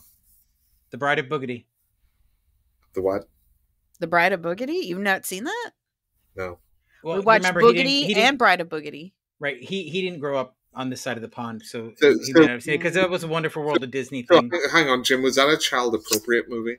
Yes. Yes, it was a Okay, family. so let's talk movie. about ones that weren't child It's- appropriate. Why? The Granny. You didn't quantify that before, so why do we have to do that now? Creep Show. Because I'm trying to find the formula of the brain. And It's similar to my makeup because at like 9, my mother was always in a depressive state, so she'd go to bed, and we were left to our own devices, and that was Showtime and Skinamax, and I Mhm. knew a lot about human anatomy before she had the birds and the bees conversation with me. So when she started that, I was like, I think 12, maybe 13, and she started the conversation like, "Mom, you're a little late. It's okay." But what he's neglecting to tell you is the first time I saw The Entity, I was not allowed to see the scene where she's pushed down on the bed and raped. So Yeah, it- yeah, I that's mean, fair. she did shield me from that You until I can got a little bit older. understand it's happening without seeing it. But that's the thing. I didn't understand any of that about that movie when I first saw it. None of it. Gotcha. I didn't understand anything about the rape. I'm like, why is he beating her up in the bathroom? Jim, I wouldn't expect you to. Right, exactly. That's my point. And my mother always said she doesn't care about us seeing nudity in film as long as we were not seeing sexual acts. That's a fair rule. I like that. Little Jim running around reading Penthouse and Playboy when he was 4. No, I did find them in the woods when I was 7, though. I believe that. The old treehouse hideout. Oh no, we were riding down to Howard Johnson's to get an ice cream cone, and they were just sitting on the side of the road in the woods. You know, homeless need porn too. Right? Okay, I have to run 1 second. Okay. I'm going to get another drink. This has not been the podcast I expected tonight. Again, it's Jim's psych hour.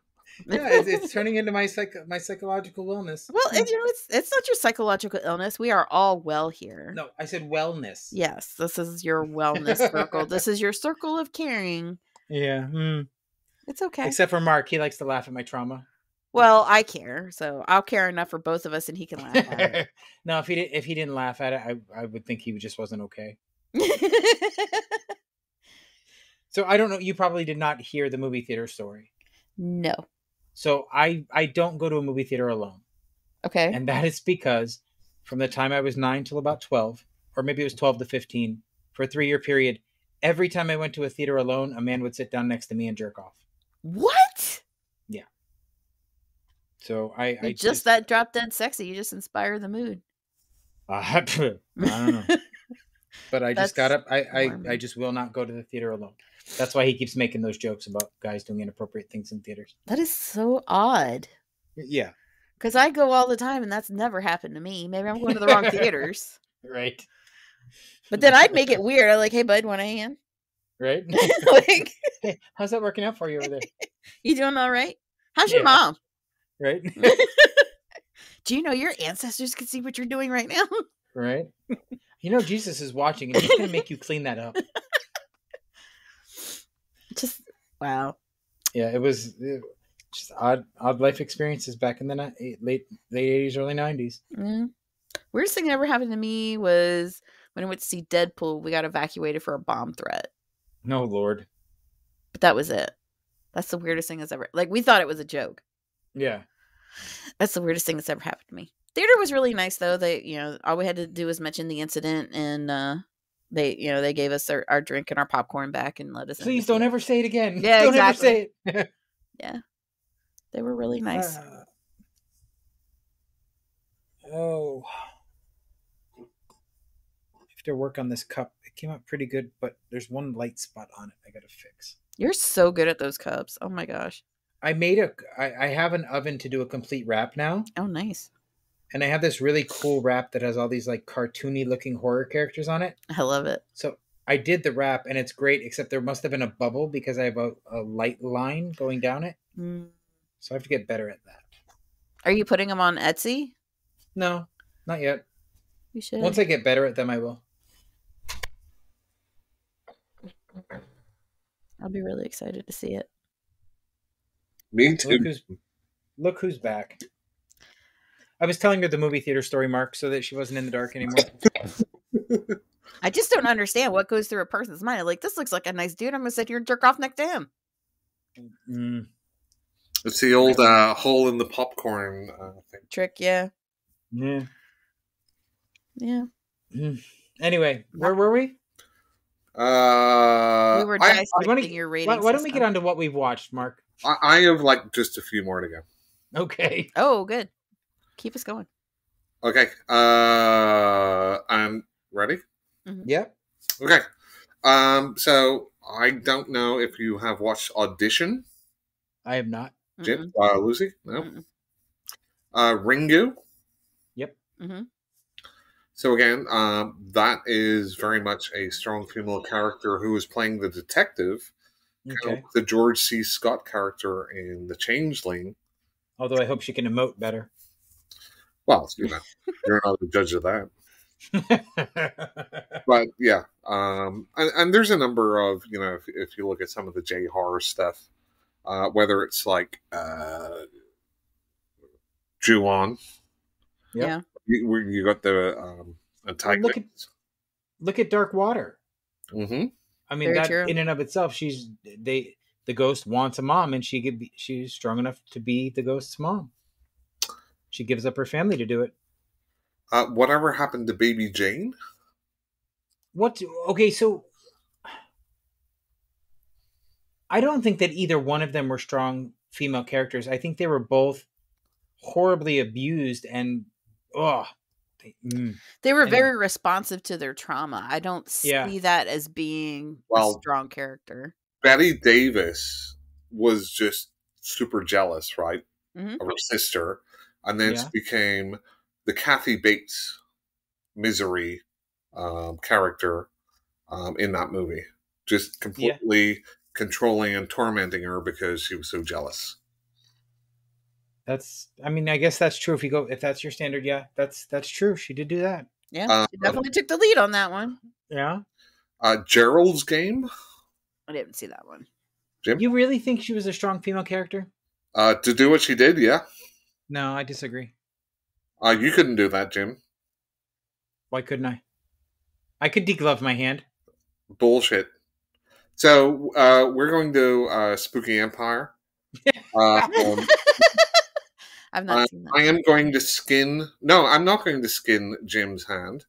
I'm going to let Jim do it himself to prove his point. Oh, do I get the prosthetic like Kara had? No, you have to do it for real. Why? She had a prosthetic. She didn't really skin her hand. No, the character did it for real, Jim. No, she did not. The character, Jim, is not the person, right?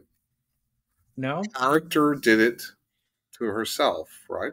So I will tell you this. In the book, yes, I would agree that she's a very strong female character. I do not feel they did not give her the strength she should have had in the movie. Okay, well, Jim loves books. God damn you for reading. So I've got just three more who are kind of, well, let's just go through it. The Resident Evil movies. She was a strong female character. Too strong. Yeah. They turned her into a Jesus type character. They Mary Janed her ass, and we understand why when we Right. get to the end of the last one. But through the whole thing, it's just the last 3 movies, I was yawning and looking at my watch. It's Yeah. just, it's so ridiculous. And then we get to the end, and like that would have been good information to know at the beginning of the franchise, so we Right. could understand how she's going to evolve and really track it, as opposed to, oh, here we go again Jim, are you familiar with the Mary Jane? No. concept. Mary Jane, when you say a character is Mary Jane, they are strong for absolutely no reason. There's no background, there's no dialogue about it. It's just accepted as fact that this is a strong person. And we heard it Okay. a lot with the Star Wars franchise with I can see her face, I can't see her. Daisy Ridley. Oh, Ridley. Yes. Ridley. Her character, and we didn't understand why until we got later into the franchise, but she was very, very strong, and nobody knew why, and nobody knew anything about her, so they called her, she's a Mary Jane. She's just strong, Okay. and we don't know why. So that trope, and that's what I have a problem with the Resident Evil now, is it's a trope of where it's a female, so it's got to be strong, right? Sorry, I think it's a Mary Sue. Sorry, Mary Sue. Yeah. I keep getting Mary Janes mixed up. I know. Mary Sue. You're right. Maybe you've had too much Mary Jane, so you forget about I Mary know, Sue. right? These gummies are great. Right, but there's also a male version of that, which I don't remember. can't Version. And basically, it's a character that's just, as you're saying, they're just have all the talent in the world without, having to work for it. Mm-hmm. So sort of like Vin Diesel's character in Pitch Black, or the Riddick Chronicles. No, because no. So, like we're talking about the Mary Sue in Star Wars, where in the original Star Wars, Luke had to go through all the training and see Yoda and fail a lot, but Rey seemed to do it like instinctively. Mm-hmm. Okay. And they're saying, well, you're just skipping, that just to make them powerful. Okay. Marty Stew is what it is. Marty Stew, yeah. Yeah. So, I think that's kind of unfairly. Mary Sue is more well known, but it's just a character. It's just bad writing or shortcuts in writing for whatever character that you have. Okay. So I have another Stephen King one, Beverly Marsh from It. Oh, yeah. I do think she grew up to be a strong character. Yes. I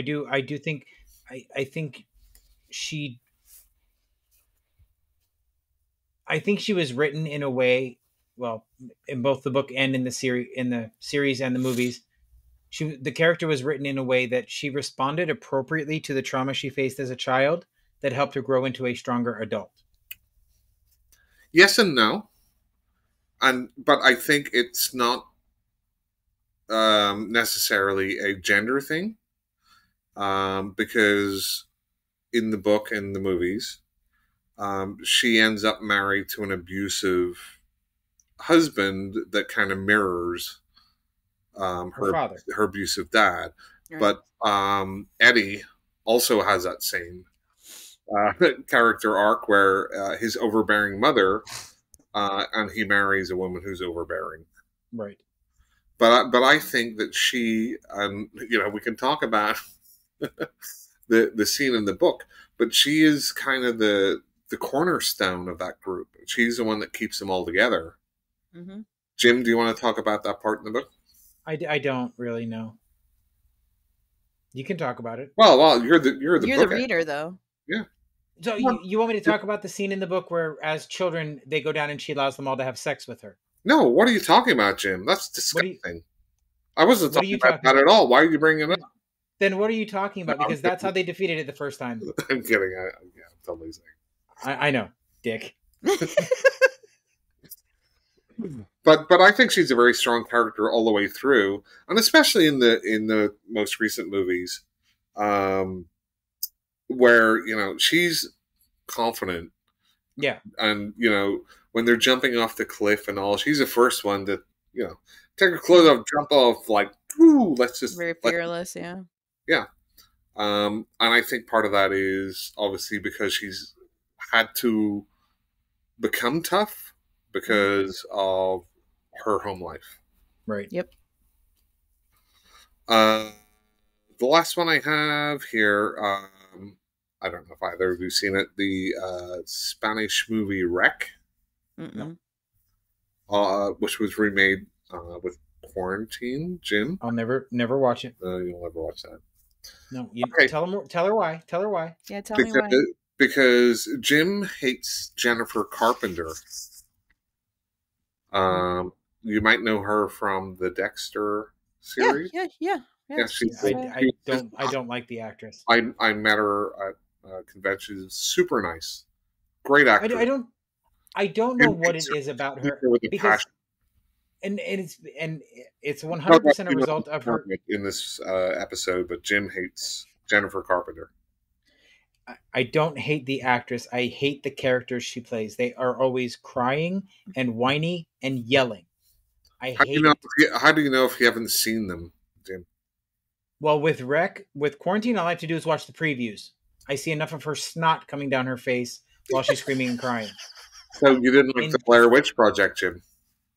No, for that very reason. Well, no, I enjoyed it when I got sucked into thinking it was real life.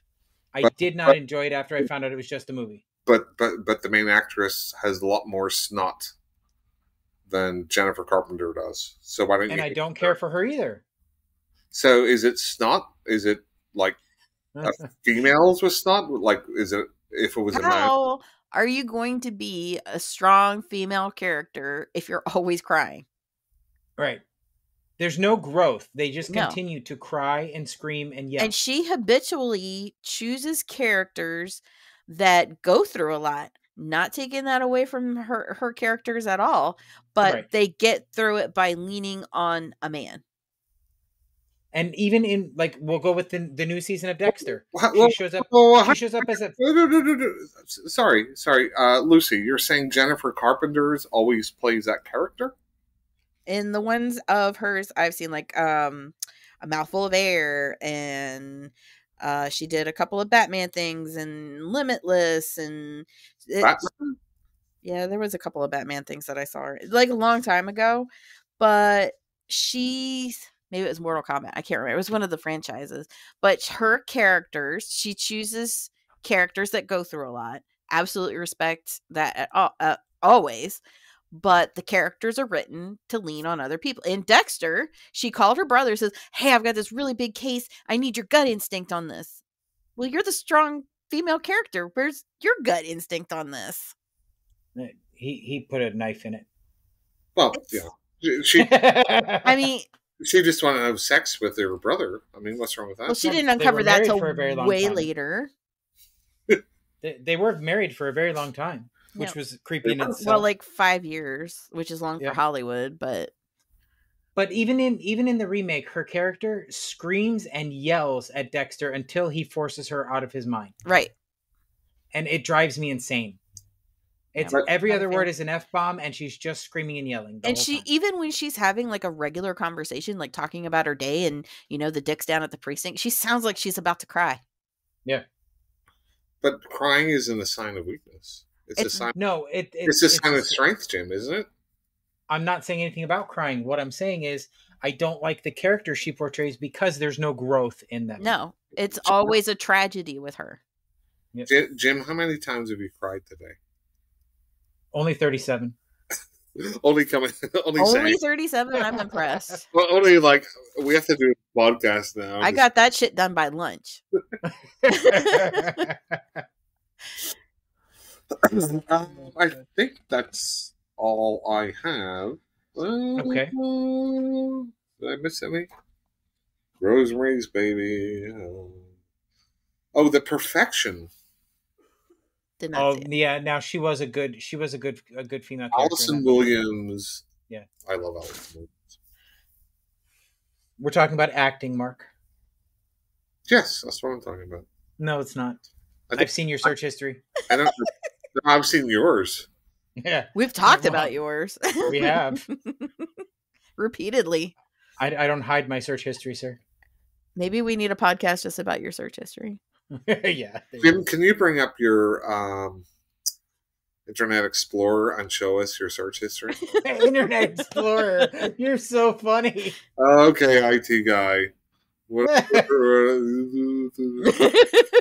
Well, we have Edge, Opera, or We have Edge, Opera, or Chrome.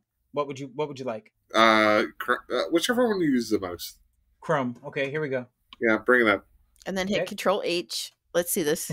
Yeah, Okay. we can't see it. Oh, you want me to share? Hang on. Yeah. I'll share. We're not asking you to look at your own history. Look, He's a reader. He could read it to us. he's like clear, He's like, clear delete. cookies, delete. everything. No. Tell me. Can you see it? Can you see my screen? Yeah. There you go. Big boys with big toys. What is that?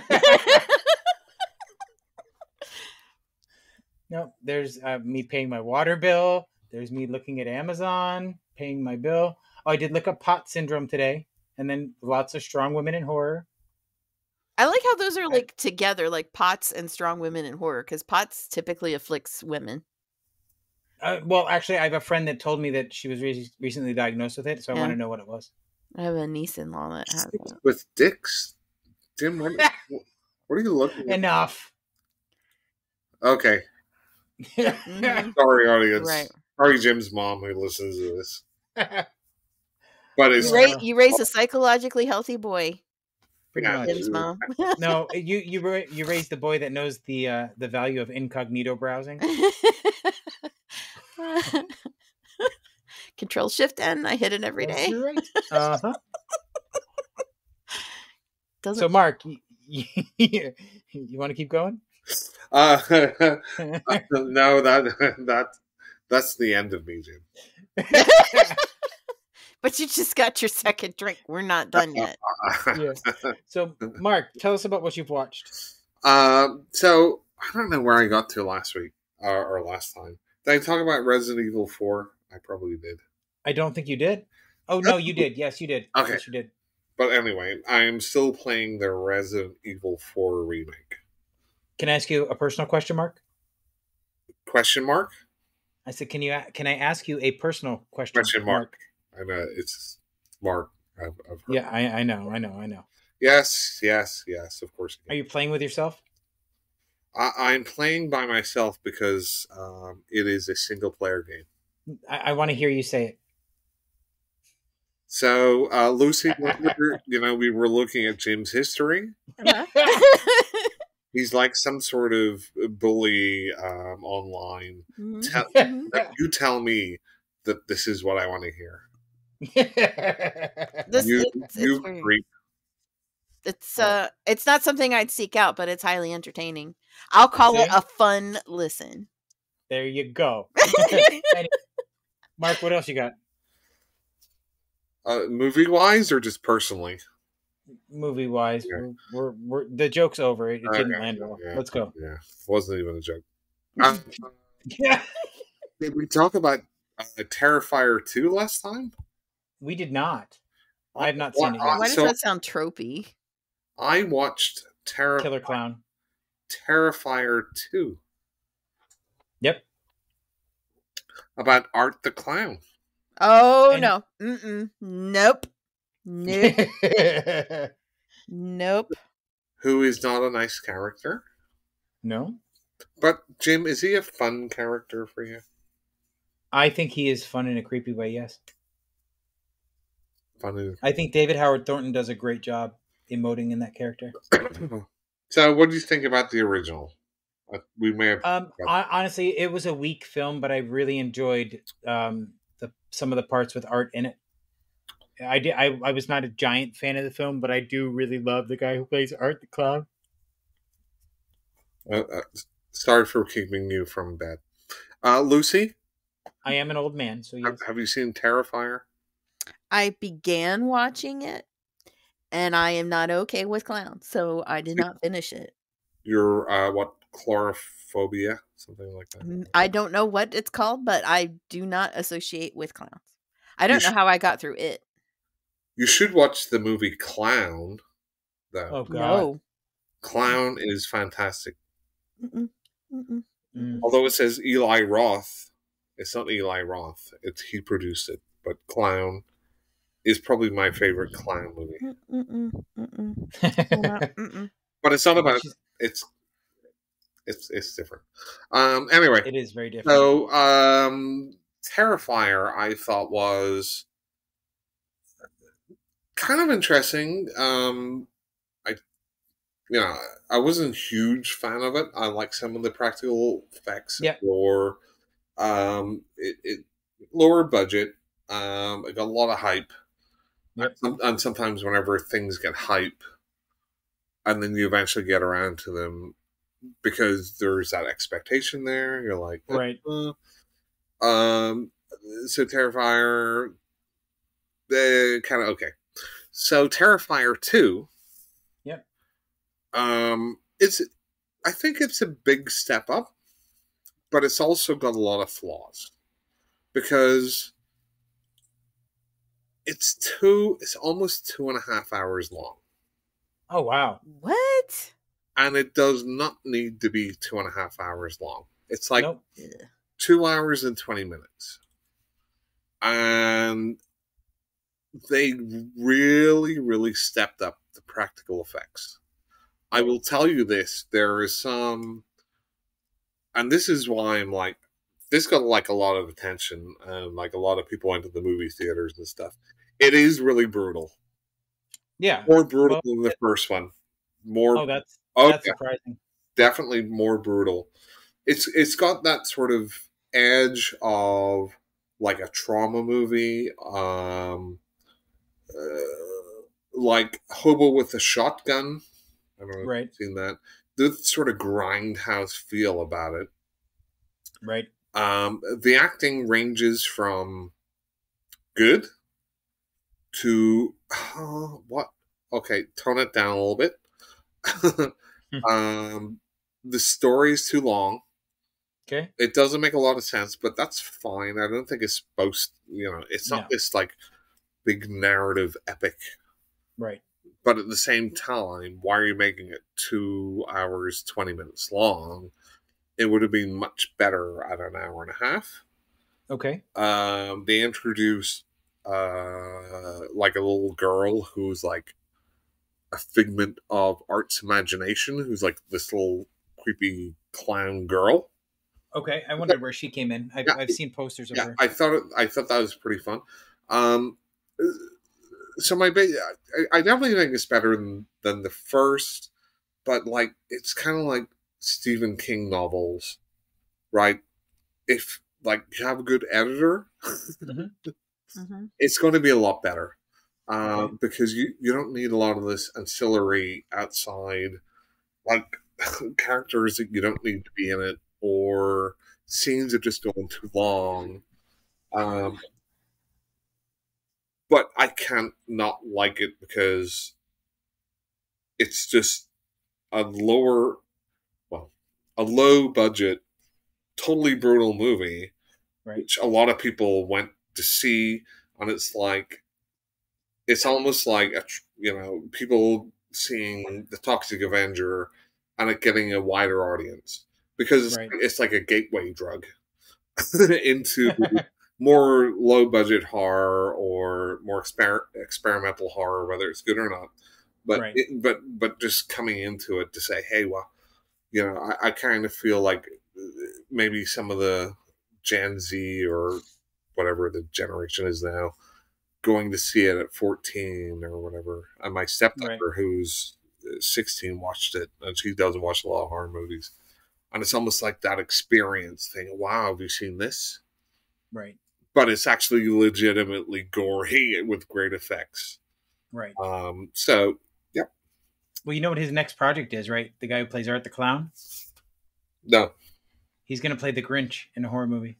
Really? Oh, yeah. I would love to see a Grinch. I heard about that. Well, what I would say about his performance, it was good. But for this movie, and I don't remember his teeth being so prominent. It's a weird thing to think about, but they look super fake in his mouth, like sticking out. Whereas, So what I'm hearing, Mark, is that you didn't like him because of his appearance, which is a very Jim thing of you to say. no. It's just it didn't detract from the movie. It was just something which I thought looked a little odd compared to the last movie. That's fair. Wasn't I his honestly, teeth bloodstained the first one though? They were like They're like brown black, and blood and they're, black. they're Yeah. like they're but, like black. I don't remember if it was because of blood though. but this one they seemed to be protruding a little bit more. That looked a bit more fake. Not that it's a big deal. I don't really care about that. The other gore and like some of the torture stuff is he's like torturing this woman and then he comes back in with like bleach and she's all cut up and like skinned Oh, and bleach on her, and then he's got like a bag of salt and he pours it on her. so it gets to that sort of level. So I like that. I like extreme cinema. The other thing that I watched was I didn't even realize it, but it was just like a random watch. 2011's Absentia. Sorry. That was pretty. I thought that was pretty good. That's a lower budget film, right? That's about the lady whose husband disappears or whatever. Right, which is actually a Mike Flanagan. It's like his first movie. It was. I was surprised by that one when I first saw it. I gave this a 3 out of 5. I thought it was interesting enough. Yeah. But they're just need a little bit more. It's that was time watch. Like movies, I think that I really like are rewatchable, whether they're really good or really bad. This kind of lands in the middle where I'm glad I watched it. Yep. But I don't ever feel the need to rewatch it. Is that the one about the secret tunnel? Yep. Yeah. Yep. It was a really short movie. Like I think they could have fleshed it out a lot better than what they did. I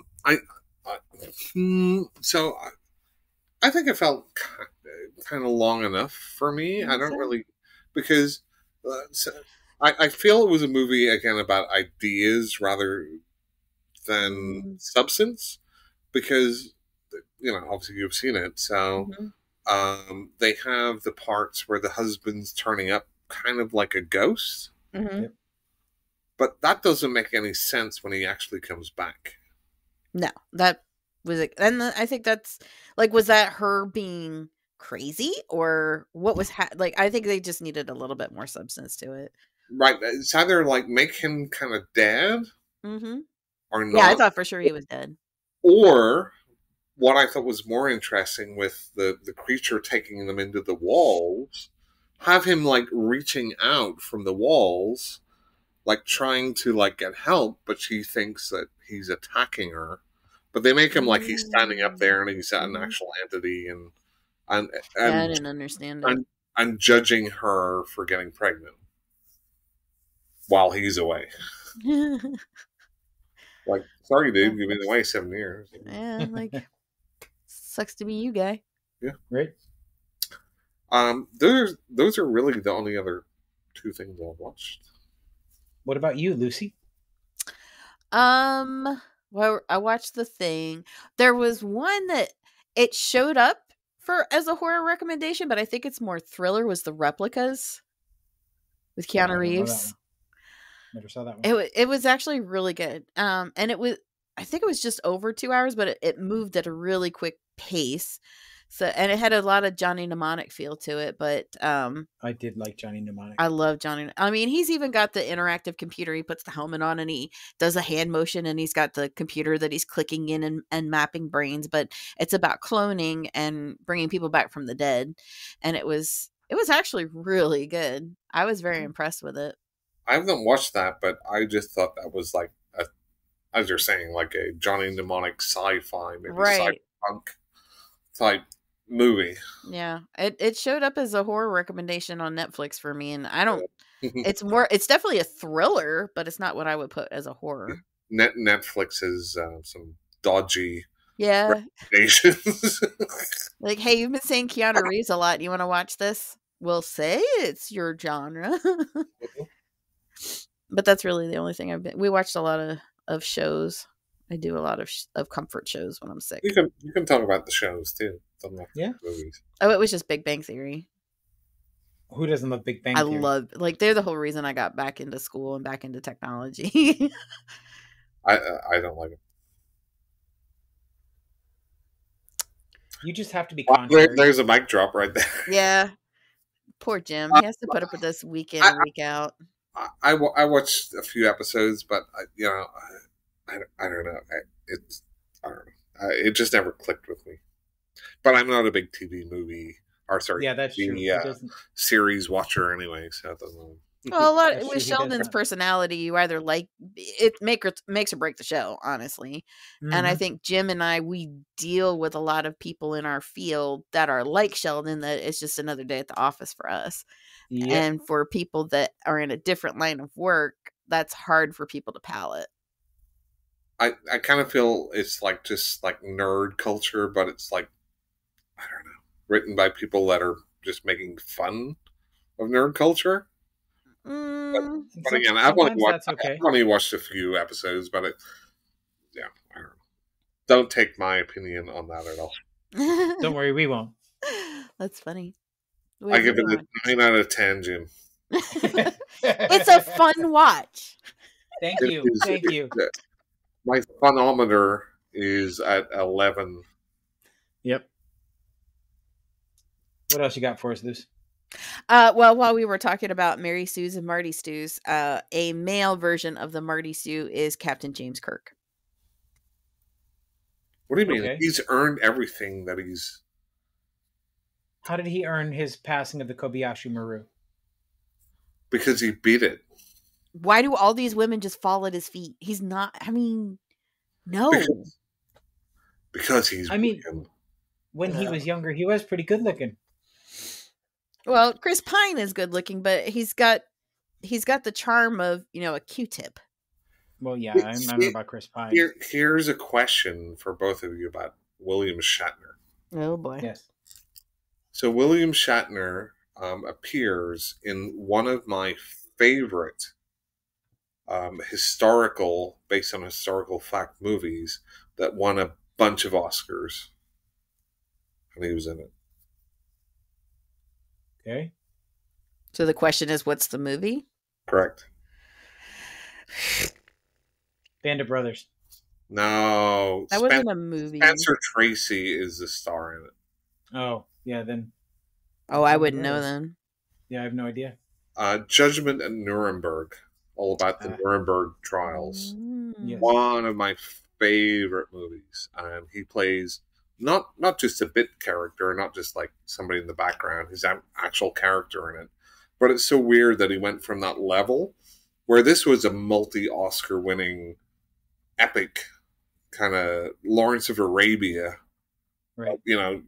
Talking about the nasty trials, to being this, I'm on the planet now. I would like to watch it just to see his acting style in something other than Kirk. And well, wasn't he in Twilight Zone too? He was in a couple of classic Twilight Zone episodes. Well, it's like Carol Burnett. I was shocked to see her in a Twilight Zone episode. Everybody was in Twilight Zone. It's almost like William Shatner got so famous with Kirk that the way he played Kirk just stuck with him. Yep. And so he decided, kind of like Nicolas Cage when he went, kind of crazy. I'm just going to do this character from now on because it's popular. Right. But everybody expects it. But back in the day, Shatner was a good actor. So now I feel like he'd be a good Shakespearean actor. To be, or not to be. Not. That, Jim, is the question. Whether it's his doubler in the mind to suffer, to sling, and arrows. When I worked retail on our slower nights, because we had our headsets, we'd walk past somebody who was actively selling something, and we'd say Shatner, and they had to overact everything they were doing while they were selling. And some of them were hilarious, and customers were like, "What are you doing?" that should be like a new rule in society. Like you walk past somebody and say Shatner, and whatever they're doing, they have to overact. Yeah. That would be so fun. Like doing this podcast, Jim.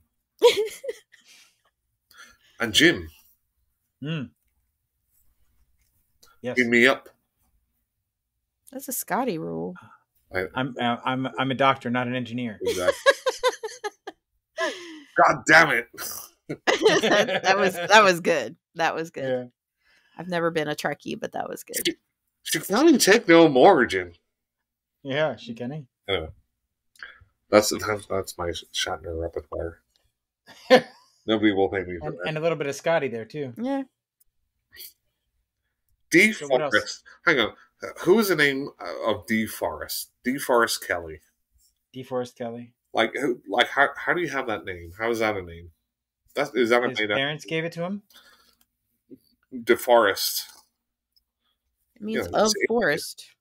He sounds like he's an Amazonian tree killer. Yeah, exactly. That's what I was gonna say. He's gonna go to the Amazon when he grows up and get rid of the trees. Yeah. Yeah. Oh, there's a football Anyway. player, DeForest Buckner. DeForest Buckner Mm-hmm. scored the winning goal. I think he plays for the 40. I know he's drafted by the 49ers, but I think he's with the Colts now. That's more sports than I know in my entire life. Thank you. You're welcome. This is just like a wholesome podcast. Come for the horror and stay for the shit. That's right. Oh, it's shit all the way through. Jim, what sports team do you support? I don't. Do you want me to say Man U? Yeah, no, just be, Because that's your team, isn't it? just be honest. I really don't. I don't follow sports at all. Like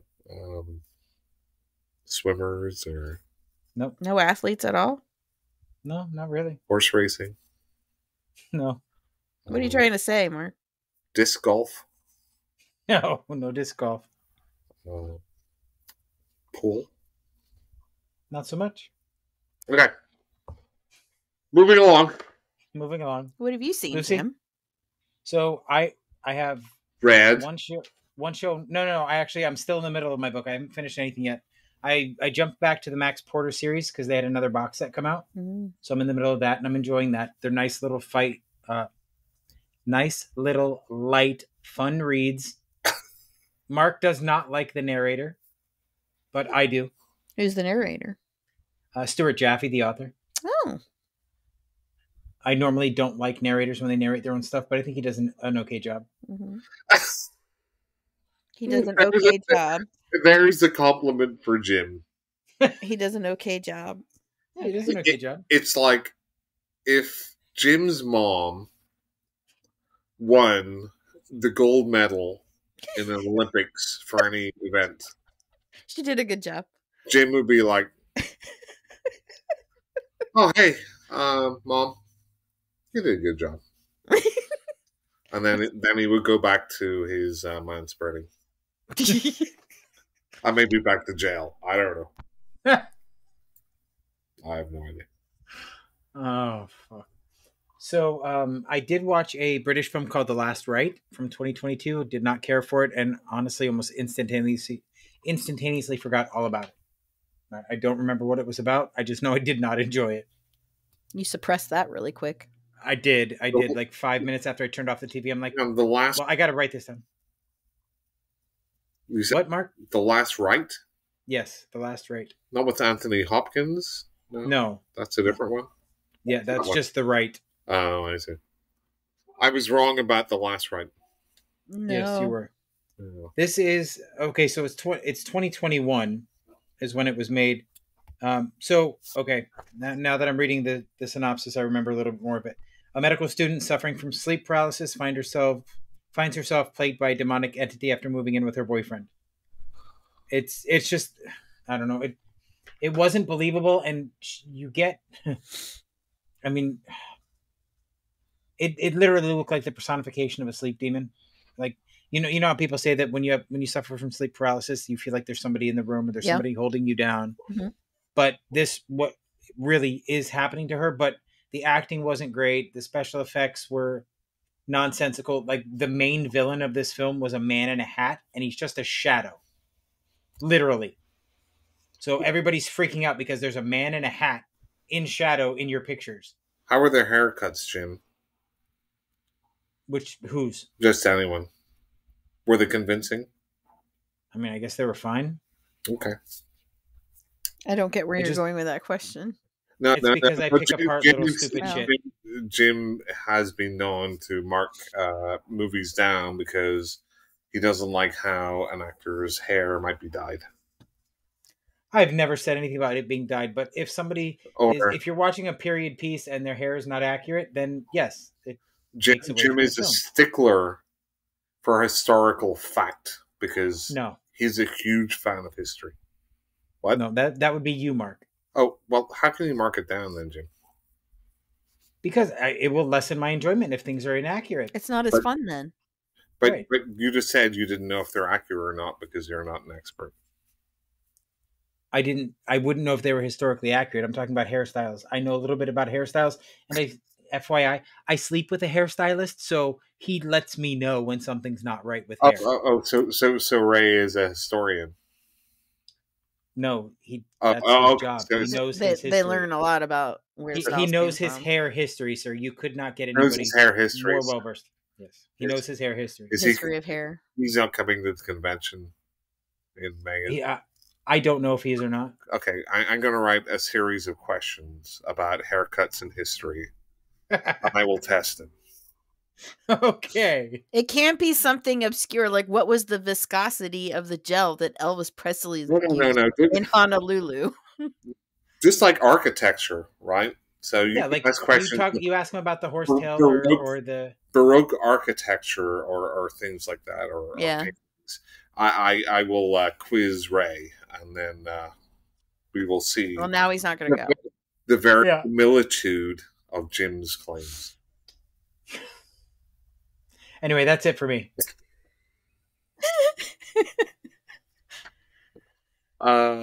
Maybe one of these days I won't have a few drinks when we're podcasting.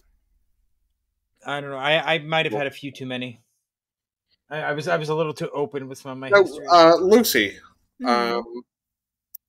we talked about our spin-off podcast. Mm-hmm.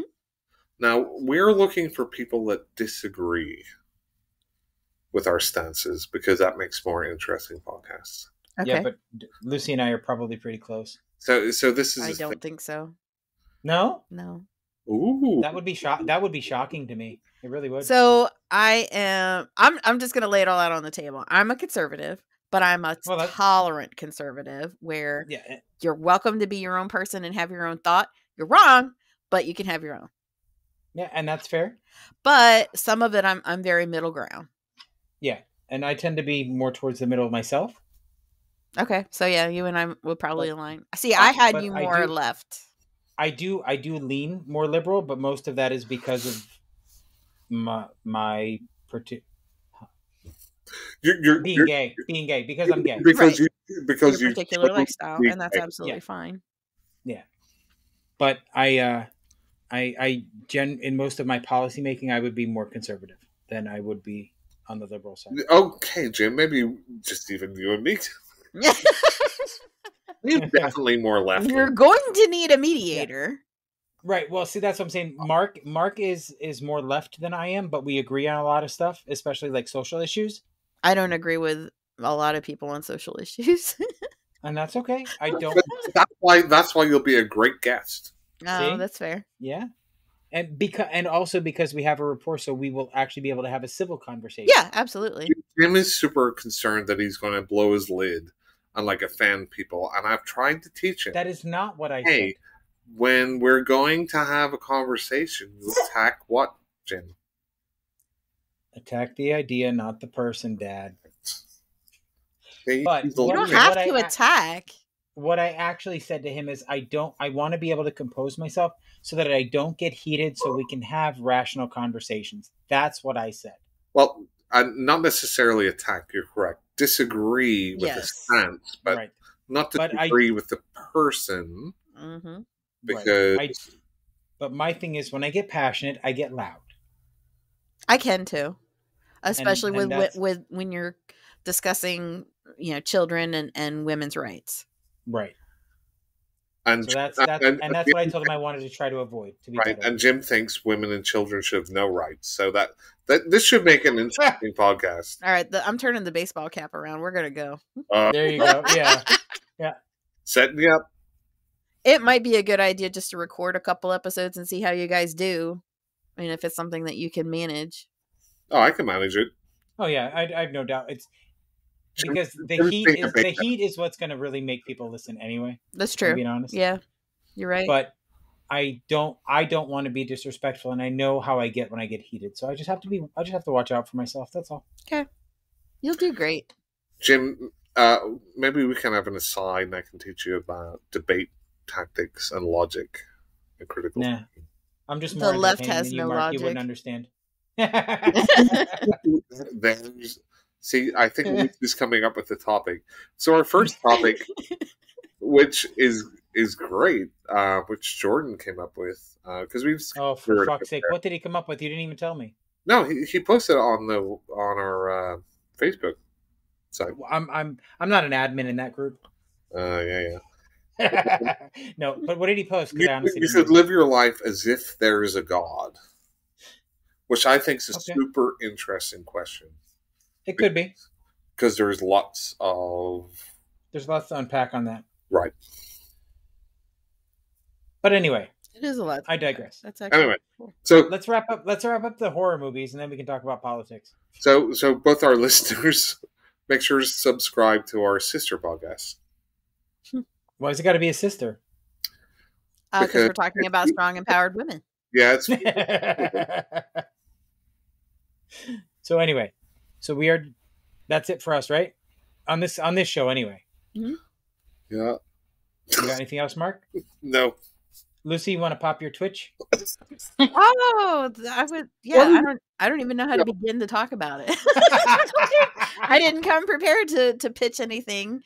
But if you do like horror, I stream a horror game, Dead by Daylight, where I typically murder people by the light of the full moon. And you can find that on Twitch with nightowl_weirdo. I tried to play that game, but it's just not the sort of game for me. Absolutely. I didn't think I'd enjoy it. And then someone gifted it to me so that we could play. And I got into it. And I was always a survivor because I have a prey kink. So that's something you all know about me now. But I played Survivor clear up till this last update where they came out with the Skull Merchant, and she's South American, and she was a South American anime artist, and she's a very good killer, and I love playing her. So you go in as a killer against 4 survivors, and they're trying to repair generators to power the doors to get out, and your job is to keep them from repairing those generators and healing themselves and hook them. You hook them 3 times, and then they are sacrificed to the entity. There's all kinds of lore in it. They have Wesker from Resident Evil. They've got Leon from Resident Evil. They've got the Cenobite. They have a bunch of different killers. They've got Freddy. Nice. I have so much fun with that game. And Ghostface. So have you played the similar games, I think, from maybe the same studio, the Friday the 13th one? I think they've stopped supporting that, but that was the first one. It came out around the same time, but they also have like a Predator one. They had like Predator Hunting Grounds, I think it is. Yeah. And there's a couple of other ones, but I never got into that. I tried a couple of them. This working with like 3 other people and one person's a killer. I just couldn't get into it. It's hard when you're playing with random. We call them randoms when you just go into a lobby and hope for the best. Right. So my Discord server, we all play together usually as survivors. Okay. So you can all actually work together. Yes, as opposed to just hoping for the best. But you can also customize your build. So if you know that you're going in by yourself and you cannot rely on the other 3, there are perks that you can run that help you be a solo survivor. So what are you playing that on? PC. Okay. I had it for the PS5. It's cross-platform. Well, I would say maybe I'll jump in, but I'm such an amateur. You just be like, ah. We actually have in my Discord is a safe space, so it's people of different backgrounds. We have a couple of disabled folks that can't play the game very well, but they enjoy it. So we set up time to just play with them, and we have a killer set up, and we go in as the survivors with them, so that everybody gets that experience. So we have people from all different types of gamers playing with us. But you're Jimmy, absolutely welcome to jump in and join. Jim, are you going to join? Probably not. It's not for everybody. I know there's the Onryo in as one of the killers, and when we come up against her, one of my friends, she's absolutely terrified of the Onryo, so she will just disconnect. She won't even play. Well, here's the thing. I will play for like 30 minutes, and then I'll just get bored. That's why I don't game that much. That's fair. Gaming's not for everyone, but I have ADHD, so when I'm tuned in, I'm in. Yeah. And now I've started cosplaying on stream too. So I did a Skull Reaper the other night, and I was Queen of Hearts last night. Tomorrow night I'll be a bear, and then on Sunday I'm doing a bunny. So we're bringing all kinds of stuff to the stream. It's been a lot of fun. Woohoo! Cocaine Bear. Yay. Yeah, exactly. That was such a fun movie. It was so odd, and the crazy thing is, it was real. Like, I can't believe that was real. Yep. Ugh. Mark, what else you got for us, sir? So we covered Resident Evil 4. I watched anything else. I think that's it. Okay. I still think I'm into Audible again, because I definitely have some. You do. Read. Yeah. And of course, I rate like a book I like 20 over 10. Because it's a fun read. Yeah, it's a fun read. Even like horrible historical tragedies, fun, right, Jim? Yep. As long as they're accurate. Yep. As long as they all have the right hair and the right nail polish. So before we go, so I watch a lot of YouTube stuff, right?